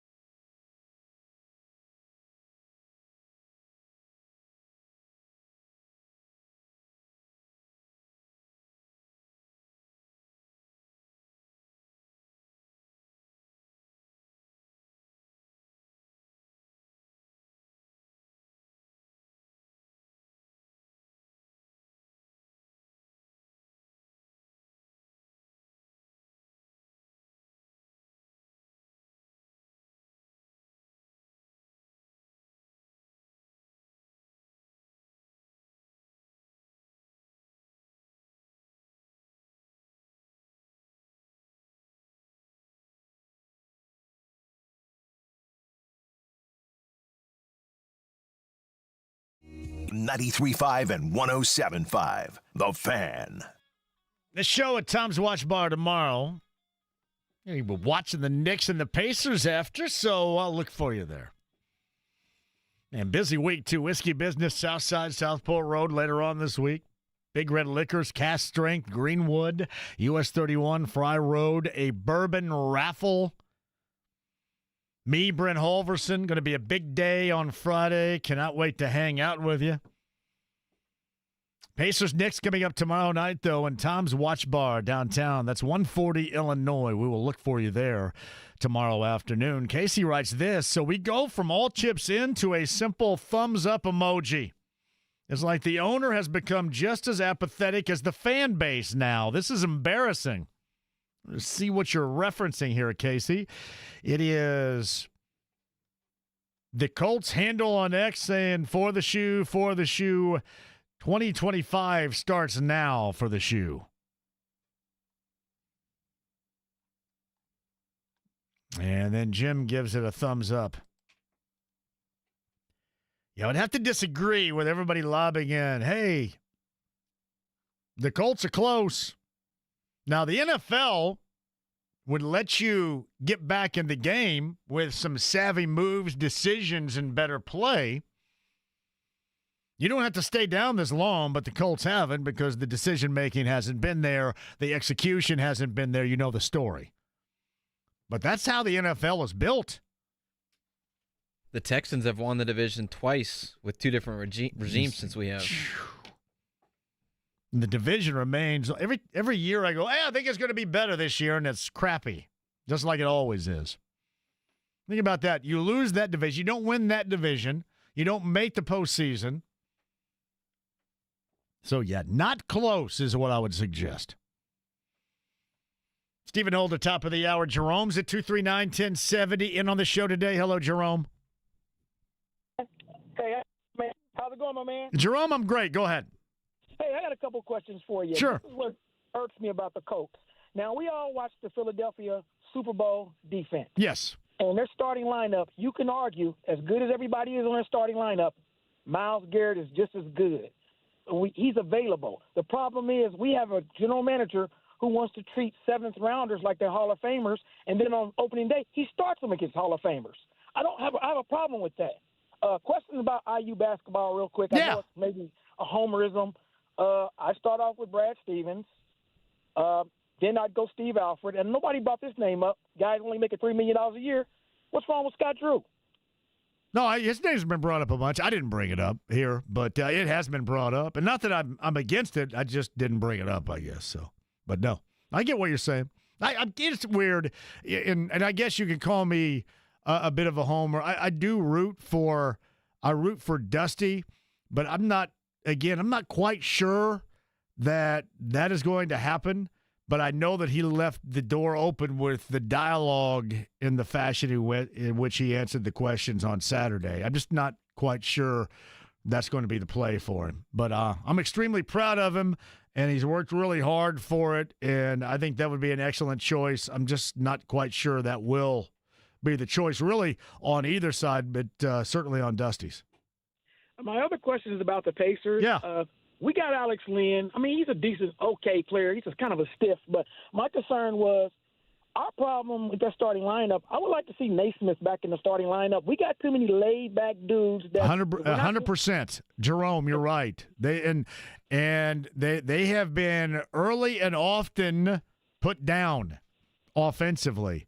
So start with a little defense, and if you use Matherin as you normally would, but start out trying to do something defensively with Naismith. I agree with that assessment of this team and where we need to look coming up in the second half after the All-Star break, if you will. And my other question is, I know we got Alex Lynn. If buyout guys are available, and I know it might be at the risk of maybe possibly Isaiah Jackson, but, I mean, if you need defense or wings, I know people think it's crazy. I would have honestly looked at Ben Simmons for the simple fact he's 6'10" and he plays defense. We don't need him to score. If Chris Middleton becomes available, that's a priority. If Marcus Smart, somebody that's an on-ball defender, because you look at the Eastern Conference, if you got to go up, the one guy we all wanted, and I think even you wanting, was the guy DeAndre Hunter from Atlanta. Atlanta's got him. They got a Coro, and they now have 4 defensive-minded Well, players on that team. DeAndre Hunter's in Cleveland now. He got traded. Yeah, that's what I'm saying. Yeah. He's on that Cleveland team. You got to go at him. You can't stop him. And then you got Boston if Tatum and Brown get going. And I'm just saying, Nembhard, he tries, but he's 6'4". You can't have your enforcer on defense be 6'4". You got to have some other stuff on that team. And thank you for the call, Jerome. I appreciate that. I don't mind Alex Lynn being the third string center because they just need a body, and that's what you're going to get.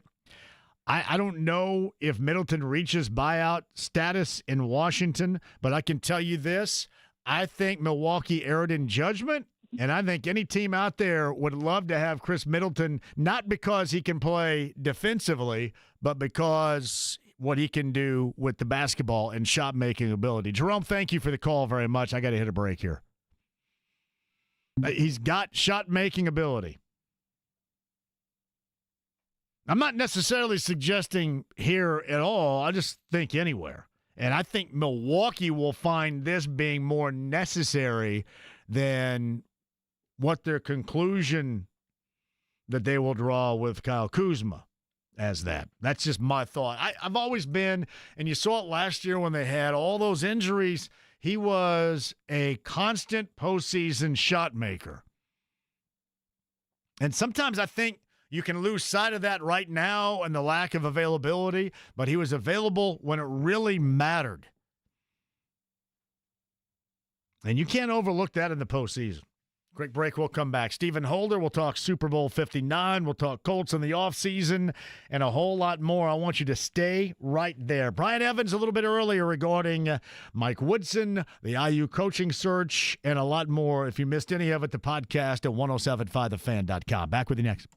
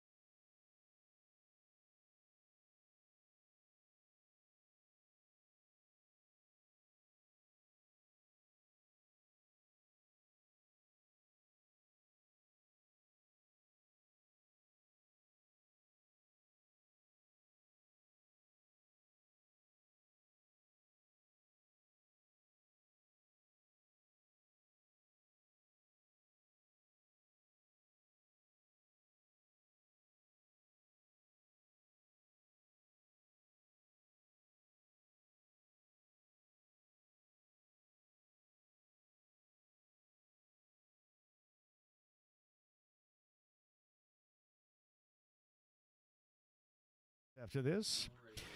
Hey, the big man, Josh Hallett, says, let's get Dusty as head coach. Matthew Graves says the lead assistant. Joey Hart is the second assistant. You as the team nutritionist. And is this a word?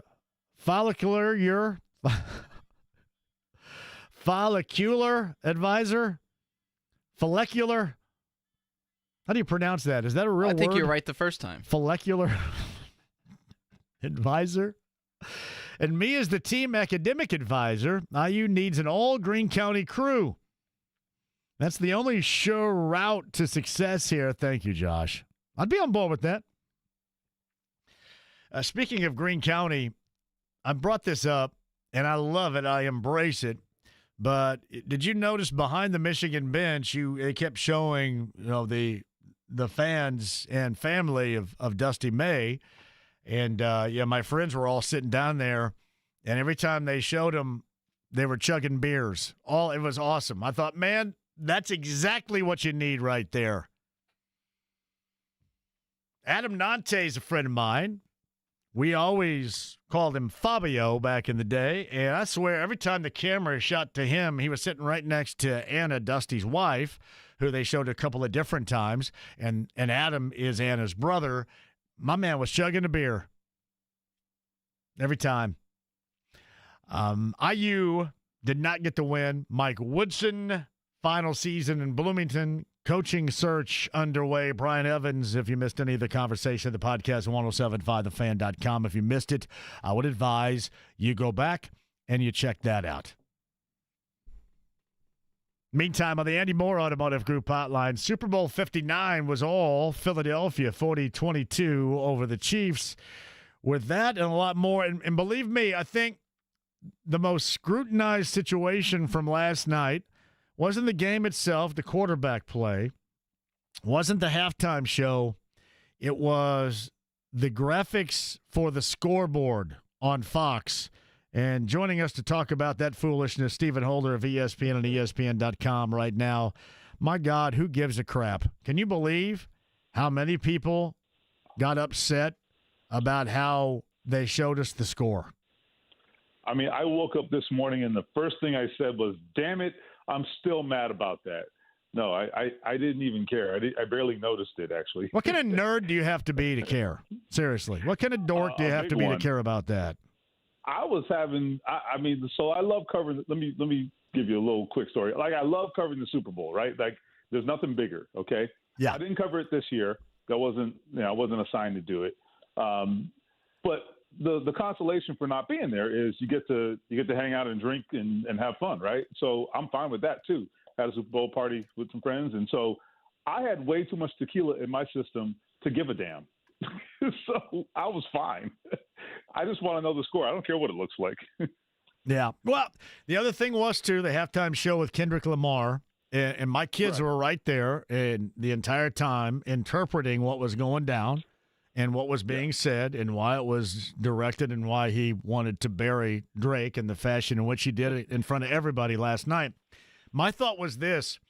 I kind of wondered what was going on. Are we changing up what was going on with the jeans there? Was it kind of bell-bottomish? What's the style thing there? Is this something I need to go to? Because I will if I need to. So having spent a lot of time in around pro athletes, I have started to see that among, the fashion conscious sect, right? I personally, I don't have the nerve to wear something like that. So, and I think you and I are probably in the same age range. Yes, we are. We will stick to what we know. So I think I started wearing my slim fits probably like 5 years too late. So I guess in 5 years we'll be wearing those, but not yet. Well, so give it time. His pants went below his shoes, and see, I can't. I want my shoes to be seen or my boots in this case to be seen entirely. Right. So I kind of want, like, I was a big fan of the 90s when we pegged our jeans. I pegged my jeans all the time, and I would still do that today if culturally everybody thought that was acceptable. But I don't. I can't have my jeans going below my shoes or boots. I can't have that. Yeah, I mean, especially in the 90s because, you were wearing, I don't know what you were wearing, but like in general, we were wearing, expensive basketball shoes, right? Yeah, exactly. The Barclays or the, whoever, right? And so obviously Jordans and so forth. So, yeah, man, you can't cover those up. No, you got to be showing those off. I'm showing off my right. boots and everything else. But no, my kids were telling me exactly what was going on. I've never had a big problem, that big of a problem with Drake, other than I always thought he was a horse's ass on the sideline of those Raptors games when they were good, and he was a front-running fan. Like he did. Yeah. Remember with the Pacers when he got up and clapped right behind Rodney Stuckey's head in that game against the Pacers? Worst. Yeah, he is obnoxious. He is very, very much like Ja Morant's dad on the sideline. He acts like a jackass. So I don't like that aspect. But why all the other hate between the two? I honestly don't think there's really much to it in terms of the genesis. But I also will admit that there's a lot of layers to it, and it takes like actual effort to go get the entire backstory. And that's why this was interesting, because there were two types of people watching that halftime show last night. There were people who first of all, I admit I am a huge Kendrick Lamar fan. I have been even before his first album came out. He had those mixtapes back in like the late 2000s, like 2009, 10, 11. And so I've been a huge fan forever. And then he had, I thought was just a groundbreaking album, his debut full album in 2012. Good Kid, Mad City. I put it, not kidding, I put it in my top 5 hip hop albums of all time. That's how good I think it is.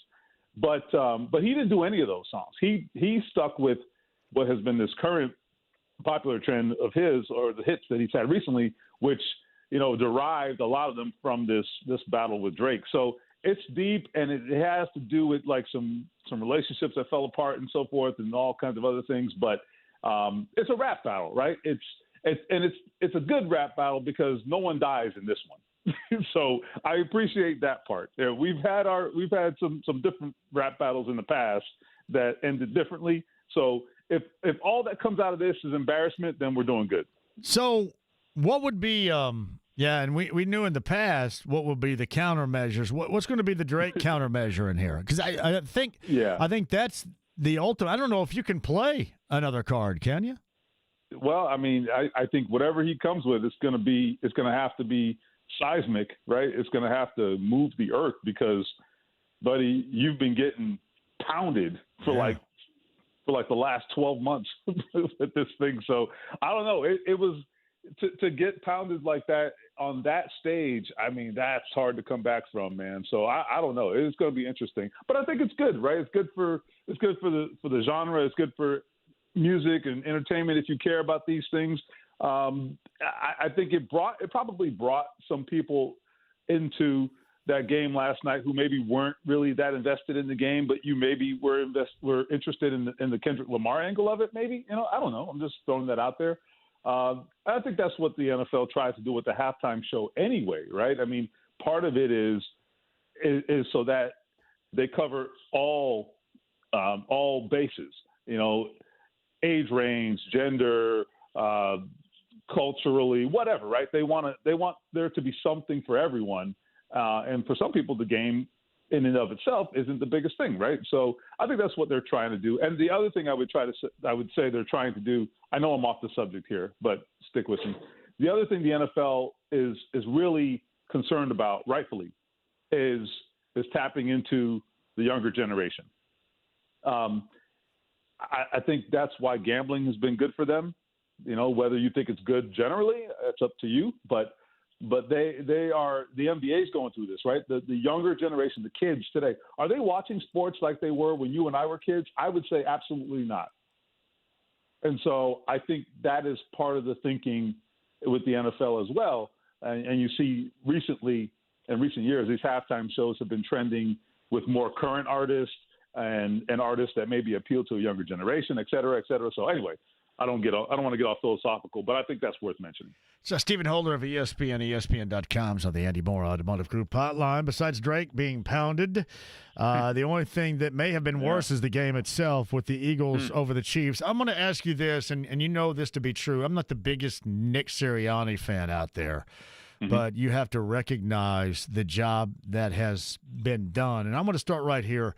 In Kansas City, if all this takes place, Andy Reid gets all the praise. You know, in Philly, if it happens like that, Vic Fangio gets it, Howie Roseman gets it, the players get it, and Nick Sirianni is kind of a backstory. Do you think that tide will ever change there, or is that the way it's going to be in Philly, win or lose with Sirianni? That's a great point. I think it should change. You know, I think part of it is Andy Reid just having, you know, the longevity that he's had and being a great coach for, you know, basically 2 decades now. You know, he's just been in our minds ingrained for a very long time. Whereas Nick Sirianni, people are still trying to figure out like what to think about him. But in the end, this guy's been to the Super Bowl twice in a span of 3 years. I mean, so what are we talking about, right? I mean, he's done the job. And the other difference is this, you know, he isn't maybe this offensive genius, quote unquote, but I actually don't care about that. You know, I think if you go back to, I mean, there's lots of coaches over the years you could look to and who are very accomplished coaches, and maybe they weren't a specialist in one area and didn't call plays and what have you. I mean, you know, was Bill Parcells out there calling plays in the Super Bowl? I mean, he did at one point, I guess, defensively, but I mean, like, that wasn't his role in the Super Bowls, you know. I mean, that's just one example, right? I mean, was Mike Ditka, you know, calling the defense? I don't think he was for the 85 Bears. I was like, you know, 8 years old, so I can't remember.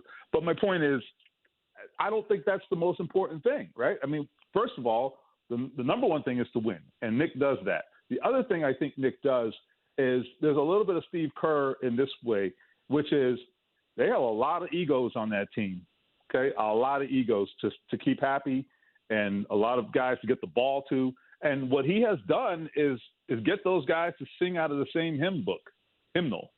And that's a hard thing to do. And don't underestimate how hard that is.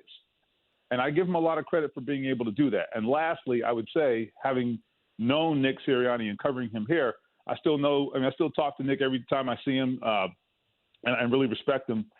I would say the one thing Colts players always told me about him is that they absolutely loved him, and he had this way of connecting with those guys and getting them to be all in and to believe and getting a lot out of them. So there are two different Nick Siriannis. There's the guy you see publicly who maybe talks a lot of trash and rubs people the wrong way, and then there's the guy behind the scenes who is completely different, and his players will go to bat for him any day of the week. So that is a talent, and that's a skill, and he has it. So Stephen Holder of ESPN, ESPN.com's on the Andy Moore Automotive Group hotline. I felt this game last night was eerily similar, at least in formula, to do what Philadelphia did to that night. I think it was a Sunday night game with the Colts in Kansas City. Yeah. And what they did, they relentlessly put pressure on Patrick Mahomes, and he made mistakes. He got dinged up. He limped around. Thus, you saw the Chiefs get completely declawed, and the Colts beat them. There were some similarities, I thought, going way back to that game to what we witnessed last night. And obviously, that was the formula Vic Fangio had. And I don't know if you could have played it defensively any better from top to bottom than they did last night. No, 100% agree. Look, the blueprint has been established for years. We've known what the blueprint is to beating Mahomes. It's just that no one could ever pull it off, right? There is that game you're talking about, the Colts.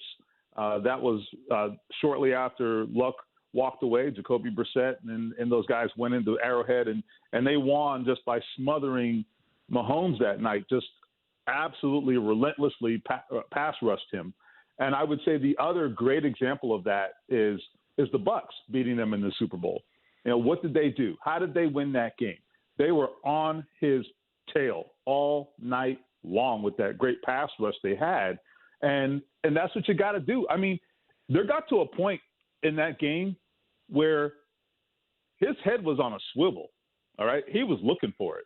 He was like, all right, where are they at? Because I know it's coming. And it was generally, for the most part, coming. He was right. So I think just the relentlessness, you can shake up any quarterback if you come after them with success enough times. At some point, even the most composed guys, even the guys with the most composure, it will start to take an effect on them. And I thought it was just an absolute masterpiece of pass rush and the impact it can have on even maybe the greatest quarterback we've ever seen. You know, and I think there's a lesson there for the Colts too. I know I'm sure you'll turn to them in a minute, but the lesson, the takeaway for me was, okay, Chris Ballard is of the same opinion. Like, he wants that, but they've never really been able to consistently get there. He talks about pass rush. They've drafted a lot of guys, but it shows you like he's on the right track conceptually, but they haven't been able to do it, you know, when it comes to actually producing the results. So they got to figure out a way. That is how you win, especially when you don't have maybe the elite of the elite quarterback. The one thing you can do is if you can neutralize the other quarterback, now you're cooking with grease. But they've not done that consistently, and I think that's an issue they got to figure out. Yeah, and a comparison Colts fans probably don't want to hear about, or certainly don't want to read.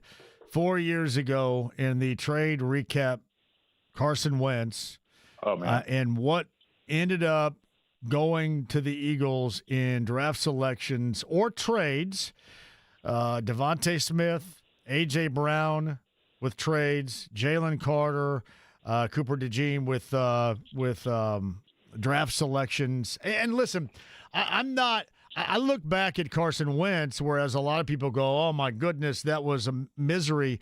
If you handed the numbers in 17 games of Wentz and put that in the stat line of Anthony Richardson, they would have a parade for him around here right now, the way that it is.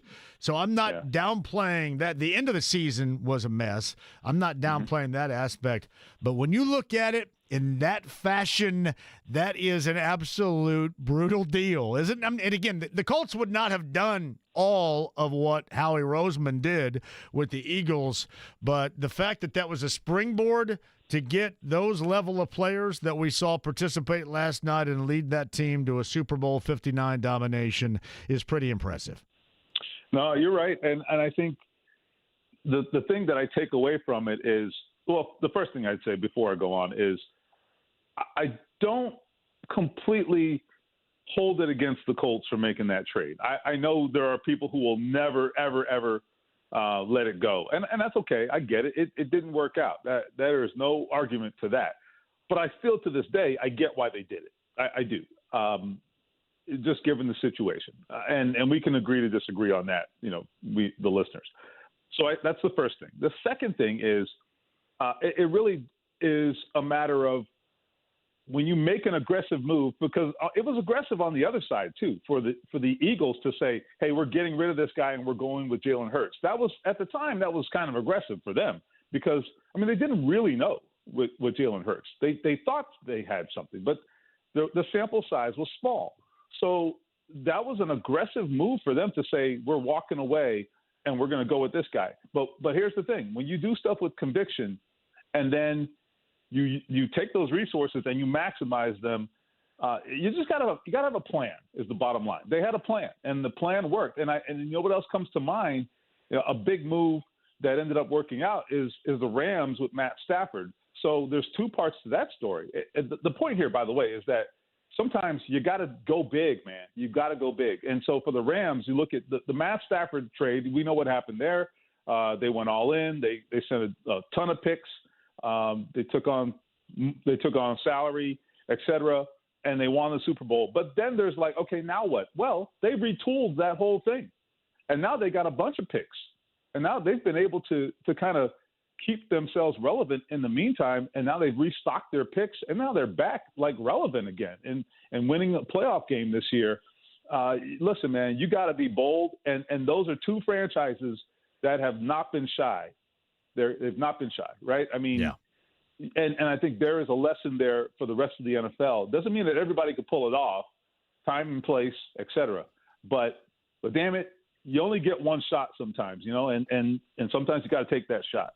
Well, I think the Titans and John Robinson look much worse, to be honest, because of the A.J. Brown deal and what they lost, and then obviously losing the coach, and that momentum that they had at that point in time was brutal. Stephen Holder joins us. So can you comfort the listening audience that are Colts fans that the competition at quarterback that swings in here is not going to be Aaron Rodgers? Oh, my God. Well, for my sake, I hope not. Can you comfort them for sure, without a doubt? I mean, not for sure, but I would say this. Jim Irsay still has a pulse, and and that smells an awful lot like Matt Ryan, right? I mean, it just does. And I'm pretty sure he has sworn off doing that again. So well, it just is supposed to be competition, though. Just competition, right? That I guess. I guess. I don't know, man. I really because we're trying to figure out who this is going to be, and if Justin Fields ends up staying in Pittsburgh and Russell Wilson goes out with his old coach Pete Carroll in Vegas, who's that competition? It's not going to be as robust, I think, as a lot of people believe it to be. No. Right in this case. No, I agree. I think that if you have like Sam Darnold, expectations in your head, you should probably put that fifth of liquor down, because that's probably not what we're talking about here. I do think it's going to be something of a, I don't want to say a minor signing, but I don't think it's going to be a significant acquisition. So I wrote an article that's going to run later this week, kind of like just basically asking the exact same question. What are we talking about here? So I just go through all the options, right? There's the experienced veterans, maybe like the young veterans you mentioned, Justin Fields, just if somehow he makes it to the market. I mean, what did the Vikings do with, I know, don't shoot me, but what do the Vikings do with Daniel Jones, for example, right? I mean, I don't know. I think it's going to be somebody that if you're expecting a huge blockbuster acquisition, you're going to be disappointed. I don't think that's what's happening at all. The other thing I would throw out there, I have no idea if this is where their heads are at, the Colts, but I think it's worth at least discussing on our end, is the draft, right? The first round is not where you want to be if you want a quarterback this year. However, I mean, let's just throw out a name, like a Jackson Dart, the Ole Miss kid. I have no idea what his NFL prospects are, but he's kind of like a day two guy. The reason I bring that up is this. I'm not advocating for this. I'm not suggesting that this is going to happen. None of those things, okay? But hear me out. We just talked about the Eagles. What did they do? Exact same situation. A young, highly drafted quarterback in Carson Wentz who was inconsistent, to a little bit inconsistent, and had been injured a lot, right? What did they do in 2020? They went out in the second round and they drafted a quarterback they liked. They didn't draft him with the intent that he was going to be their guy in the very near future. They drafted him because it was kind of like, we like this guy. Wentz gets hurt a lot. Maybe there's something here. That was their thinking. I don't know if it was competition, so maybe not apples to apples. But my point is, I think there's some similarity there. And let me tell you, they crushed it, right? I mean, that was a turning point for the organization. And I'm not saying that opportunity is there for the Colts, but I think it's just something worth thinking about, is all I'm saying. And maybe there's more value in this draft, I think, at the quarterback position outside of the first round than in the first round, perhaps. So anyway, just something to think about. So you're suggesting with this team drafting a quarterback, Jackson Dart is Jalen Hurts. Yeah, so now you're crushing the dreams of anybody that wants Myles Garrett, because that would obviously take something that, and they're not going to do that either. But yeah, you're just crushing some dreams. Yeah, I don't anticipate it. I just think for the Colts, I don't think it matters, right? Unless you get some clarity at quarterback. I think if you don't do that, I don't care what else happens. You know what I mean? If you were more content about what you had in Anthony Richardson, then that would enable you to go out there and be aggressive and retool the rest of the team and do something like that. But I think if you're not sure about Anthony Richardson, even if Myles Garrett wanted to come somewhere like this, which I'm not sure he does, but even if he did, where does it get you, right? What does it net you if you're giving up resources for a guy and then you realize, well, we may not have the right quarterback because it's going to take resources to get the next one, right? So I just don't think that makes a lot of sense in the grand scheme. I just think any conclusion drawn, if you find out, like, to me, people were saying, man, this is going to set back the franchise if you find out that Richardson's not it.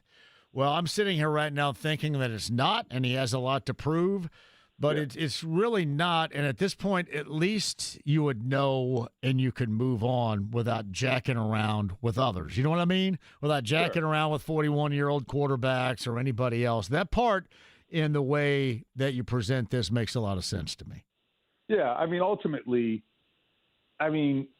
what did acquiring Carson Wentz even or Matt Ryan? I forget Carson because that's a different scenario. He was younger, trade, et cetera. But I mean, Matt Ryan ultimately it netted them nothing, right? I mean, even if he would have played a little better, let's say they won 7 games instead of 4. Okay, so who cares? 8 games, whatever, right? I mean, it didn't do anything but postpone them actually going out there and making a real attempt to get a quarterback, right? So it would be the same here. Yeah.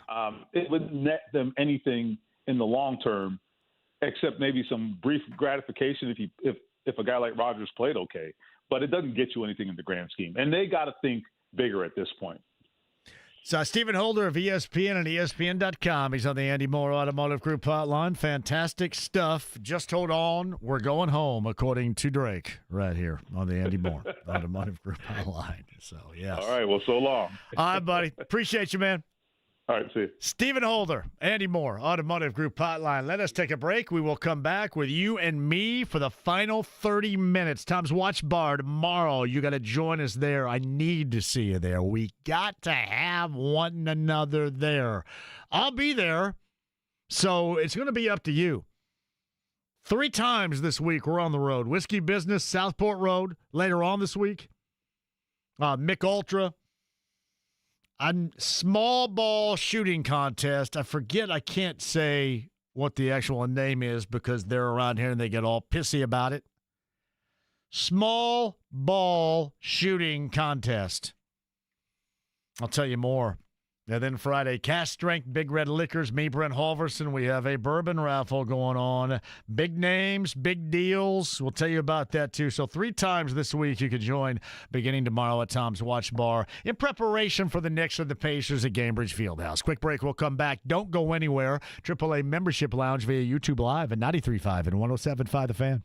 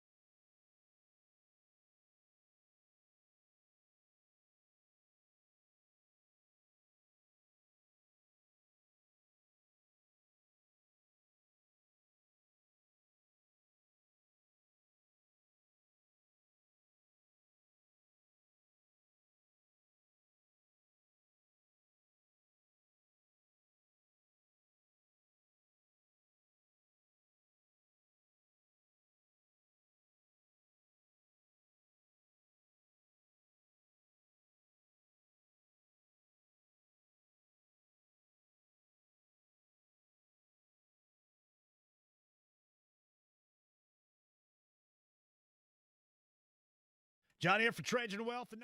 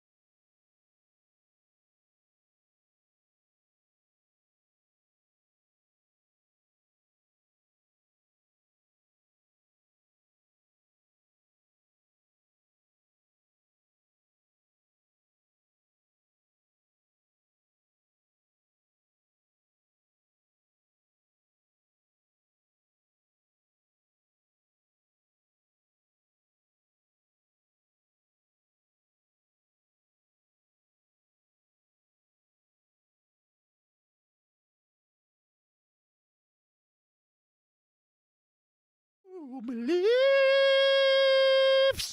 Michael McDonald and the Doobies. Who wants to go?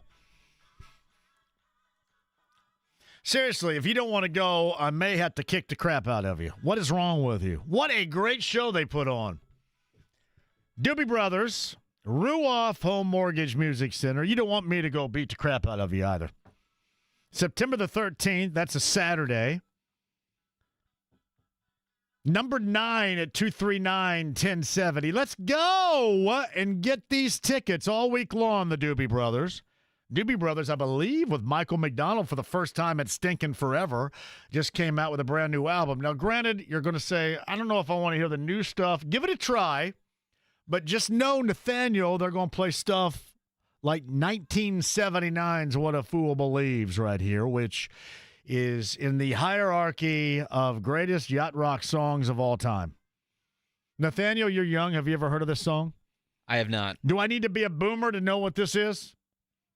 Let me tell you what. If you love this song, who cares if they call you a boomer? Everybody should love. Crank it up one more time. If you don't love this song, again, you need your ass whipped. This is just automatically making you feel good.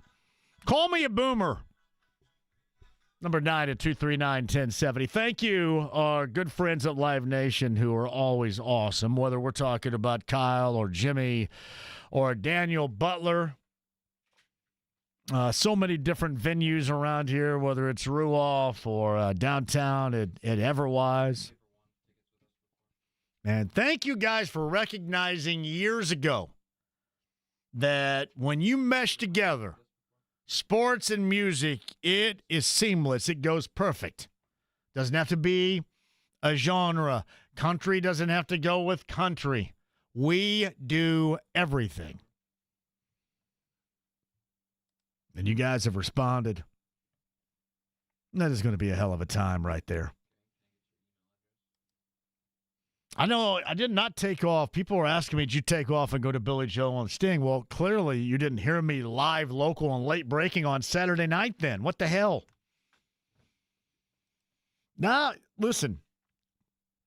And if more people thought like this, sometimes you would think we wouldn't have issues. But if I'm going to do something, then I'm damn straight going to do it. We're going to do it.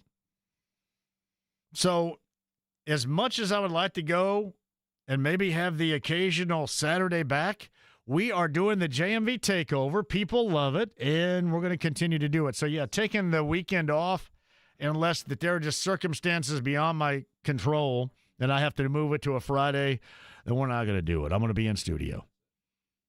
So for the JMV takeover Saturday, I couldn't go down and watch Dusty coach Michigan at IU. That's okay. Did not go to Billy Joel and Sting. That's okay. We entertained with 40-year-old requests the masses, and that's what matters the most. Yeah, I mentioned this a little bit earlier, too. We're live coming up on Valentine's Day. Our love for bourbon will show. Seriously. Big Red, cast strength location, Greenwood. That's US 31 and Fry Road. A 50-bottle rare bourbon right to buy raffle, tasting, and sale. Somebody who is taking me home? And where are you taking me? That's awesome. I cannot wait for this. This is Friday. Me, Brent Holverson, Matt Koglazier, you guys all got to be there. You can enter or win the right to buy rare bourbon raffle anytime between 9 a.m. and 5 p.m. We're going to be there live with the rare bottle raffle of 50 bottles at 5 o'clock. You got to be present to win 50 bottles at 5 o'clock. Yeah, I'm looking in front of me right now, some of the deals, too. Holy crap.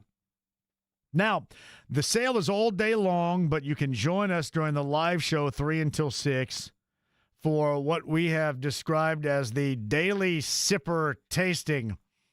This only happens on this show, by the way.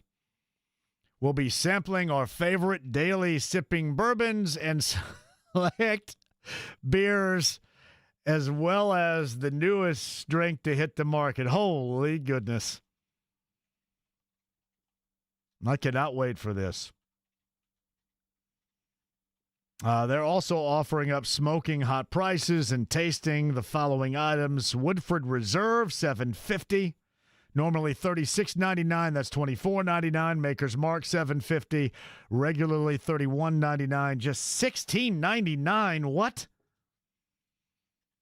Elijah Craig small batch, which is great. Normally that's $33.99. $21.99. You can get that. Now I'm going to mispronounce some of this stuff. Somebody help me out with this here. Lindemann's Framboyer? What the hell's that? There's no way I pronounced that right. Man, I cannot wait. This is going to be a blast. Me, Brent Halverson, Matt Colglazier, and you. It's a Valentine's Day Friday. Cast Strength, Big Red Liquors, Southside US 31, and Fry Road. Lindemann's it's Framboise. I know I sound like a hillbilly, but give me a break. You know what that's called over there? Let's see. Mike in Brooklyn's at 239-1070 right now. Mike, do you know what the hell I'm talking about? What did you just say? Repeat that. Can you give me a good hillbilly interpretation here? Because I'm a hillbilly, and Lindemann's Framboise, it's Framboise. You know what that is? FR or FL? Framboise. You ever heard of that? You're in Brooklyn, New York, so you're not a hillbilly. I know that for sure. Yeah. I'm just like a Brooklyn head guy. So yeah. I got you. All right, then. Somebody will let me know. So we're going to try it. I wish you could catch a flight and join us at Big Red Liquors on Friday, because we all may have to sleep over. Yes. One of these days, I'm sorry to say, I have never visited the great state of Indiana. Really? I've been over many times, yes, but I've never been there. I've been meaning to come to a Colt game so that I can watch it with my peeps. Yes. And I've been doing I wasn't able to come during the Manning era when they won the Super Bowl. I was going to come that first game against New Orleans, and I just couldn't make it. So I had obligations. And so I figured, I'll just come back. And so now I have it in my head. Well, let me tell you this. This sounds like something that Jim Irsay should hear and should be motivated to get you here for like a weekend. Why don't we do that? That's what I said. I've been meaning to come for the opening day game after they win the Super Bowl. But the thing is, now that the way situations are going, it's on my bucket list, but getting up there, I'm starting to push 60, and I'm feeling like, the prospects of kicking the bucket before getting to that on my bucket list. So I'm just going to have to, organize something with my buddies, like for a Jet game. I know the Jets don't play in Indianapolis this year. One of my buddies actually he's an accountant, and he's been to Indiana. He loves Indianapolis. I sent him a text when you were at that cigar bar, because he's a big cigar guy. Yeah, Blend. I'm not a cigar guy. And he was like, he's been there. Let me tell you this.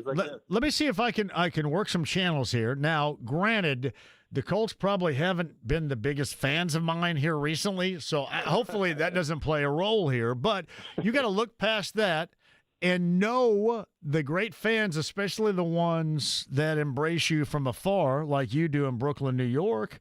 Maybe my friends at the Colts can put something together to bring you and a friend for a weekend at a Colts game. I know I can add a lot of things with Bullseye and other events with us as well. So we'll see if we can get the wheels in motion for you right here with the Colts. How about that? That'll be great. And that's Mike in Brooklyn, New York, right there. Mike in Brooklyn, New York. Go ahead, buddy. What else you got? Yeah, so usually the day after the Super Bowl is the time to start focusing on next year. But I don't know if I'm the only Colts fan where I'm afraid of seeing what's coming, in this off season. And listening, I know you're more plugged in than everybody, and I follow all you guys, Kevin Bowen and Chapo, and I'm just looking for a glimmer of hope here with this quarterback situation because aside from Aaron Rodgers, some of the other names that I'm hearing, Derek Carr, Jameis Winston, Jacoby Brissett. You're going to bring Jacoby Brissett back? I mean, this is downright depressing if you're a Colts fan to hear prospects like that. Yeah. I mean, if you're going to, Well, Steven had mentioned that they just draft somebody, and that's going to be the competition. Well, the kid from Mississippi actually was somebody I was actually looking at the Senior Bowl, and for me, if you're going to bring in Justin Fields, that makes sense. Somebody with upside. Yeah. Justin Fields, me personally, Justin Fields, I don't think is coming with Anthony Richardson there. I would just move on from Anthony Richardson because I think Justin Fields is a much better prospect in Shane Steichen's offense. And unless they're going to do a fantasy deal like, making a blockbuster trade for Brock Purdy if his contract negotiations fall apart, then the only other prospects I think that you could look at is it's not going to be sexy, but somebody like Kenny Pickett on the Eagles or the kid Hendon Hooker that's backing up in Detroit if he's got something like one of these guys, but that's about it. I mean, these other guys like Daniel Jones. It is. Yeah, Mike, it is not going to be a lot of the names that some people think is going to be. I got to run to a break, but I'm going to see if we can't get something going with the Colts to bring you and a friend from Brooklyn, New York to see your team. I think that's only appropriate here. How about it? That sounds great, JMV. All right. I appreciate it. You got it. Mike in Brooklyn right there. So, hey, Colts, where's Gorman? Gorman can make this happen. I know you guys aren't happy with my ass right now, but one of these days you'll be happy with me again. That's a fan. Brooklyn, New York. Loves you from afar. Let's think about maybe 2025 during the season doing something really nice for Mike in Brooklyn. Quick break. We'll come up, wrap up the show, get to a couple more calls, get you out of here. Tomorrow, Tom's Watch Bar downtown. Hopefully, I see you all there prior to the Knicks and the Pacer matchup. Tom's Watch Bar downtown tomorrow, 93.5, 107.5 The Fan.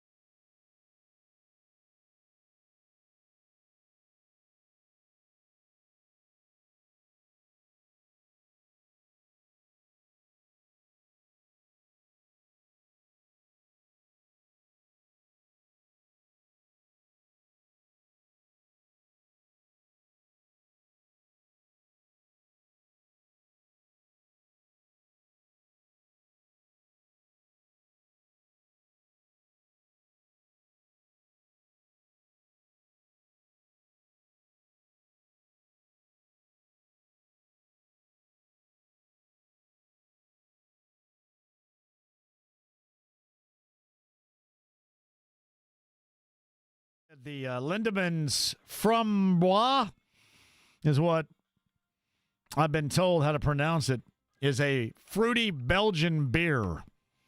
Fruity Belgian beer. We'll find out. Hey, Billy, give me 15 seconds. I know I'm going to see you tomorrow, but I got to run here. What do you got, buddy? Hey, everybody, I thought that one play with A.J. Brown on the sideline when he got called for interference, I was shuddering, thinking that maybe the refs were favorable to the Chiefs, but it didn't turn out that way. But one thing I got to clear up is that they honored Mrs. Mikowski from the owner of the Bears. Yeah. And George Halas was not the founder of the NFL. The founder of the NFL was a guy named Ralph Hay out of Canton, Ohio, which is why the Pro Football Hall of Fame is in Canton, Ohio. Gotcha. Hey, Billy, you can finish that story with us tomorrow, my friend. Tom's Watch Bar. I can't wait to see everybody downtown. We're going to have a blast on a Tuesday. 140 Illinois downtown. Tom's Watch Bar tomorrow. Nathaniel, great job out of you. You guys have been fantastic. Brian Evans, Stephen Holder, podcast 1075thefan.com. Have a great night.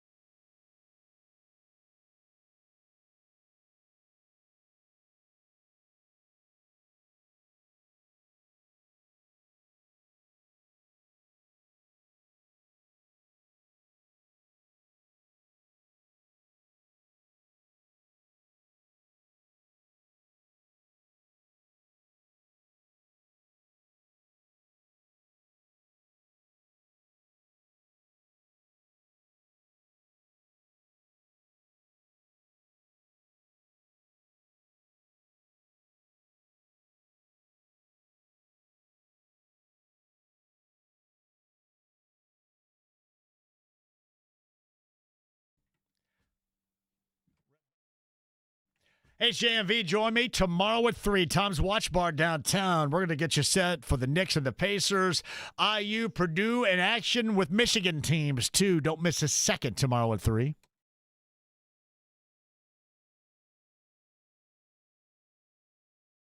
Hey, it's JMV. Later on this afternoon at 3, Tom's Watch Bar downtown. We're going to get you set for the Knicks and the Pacers.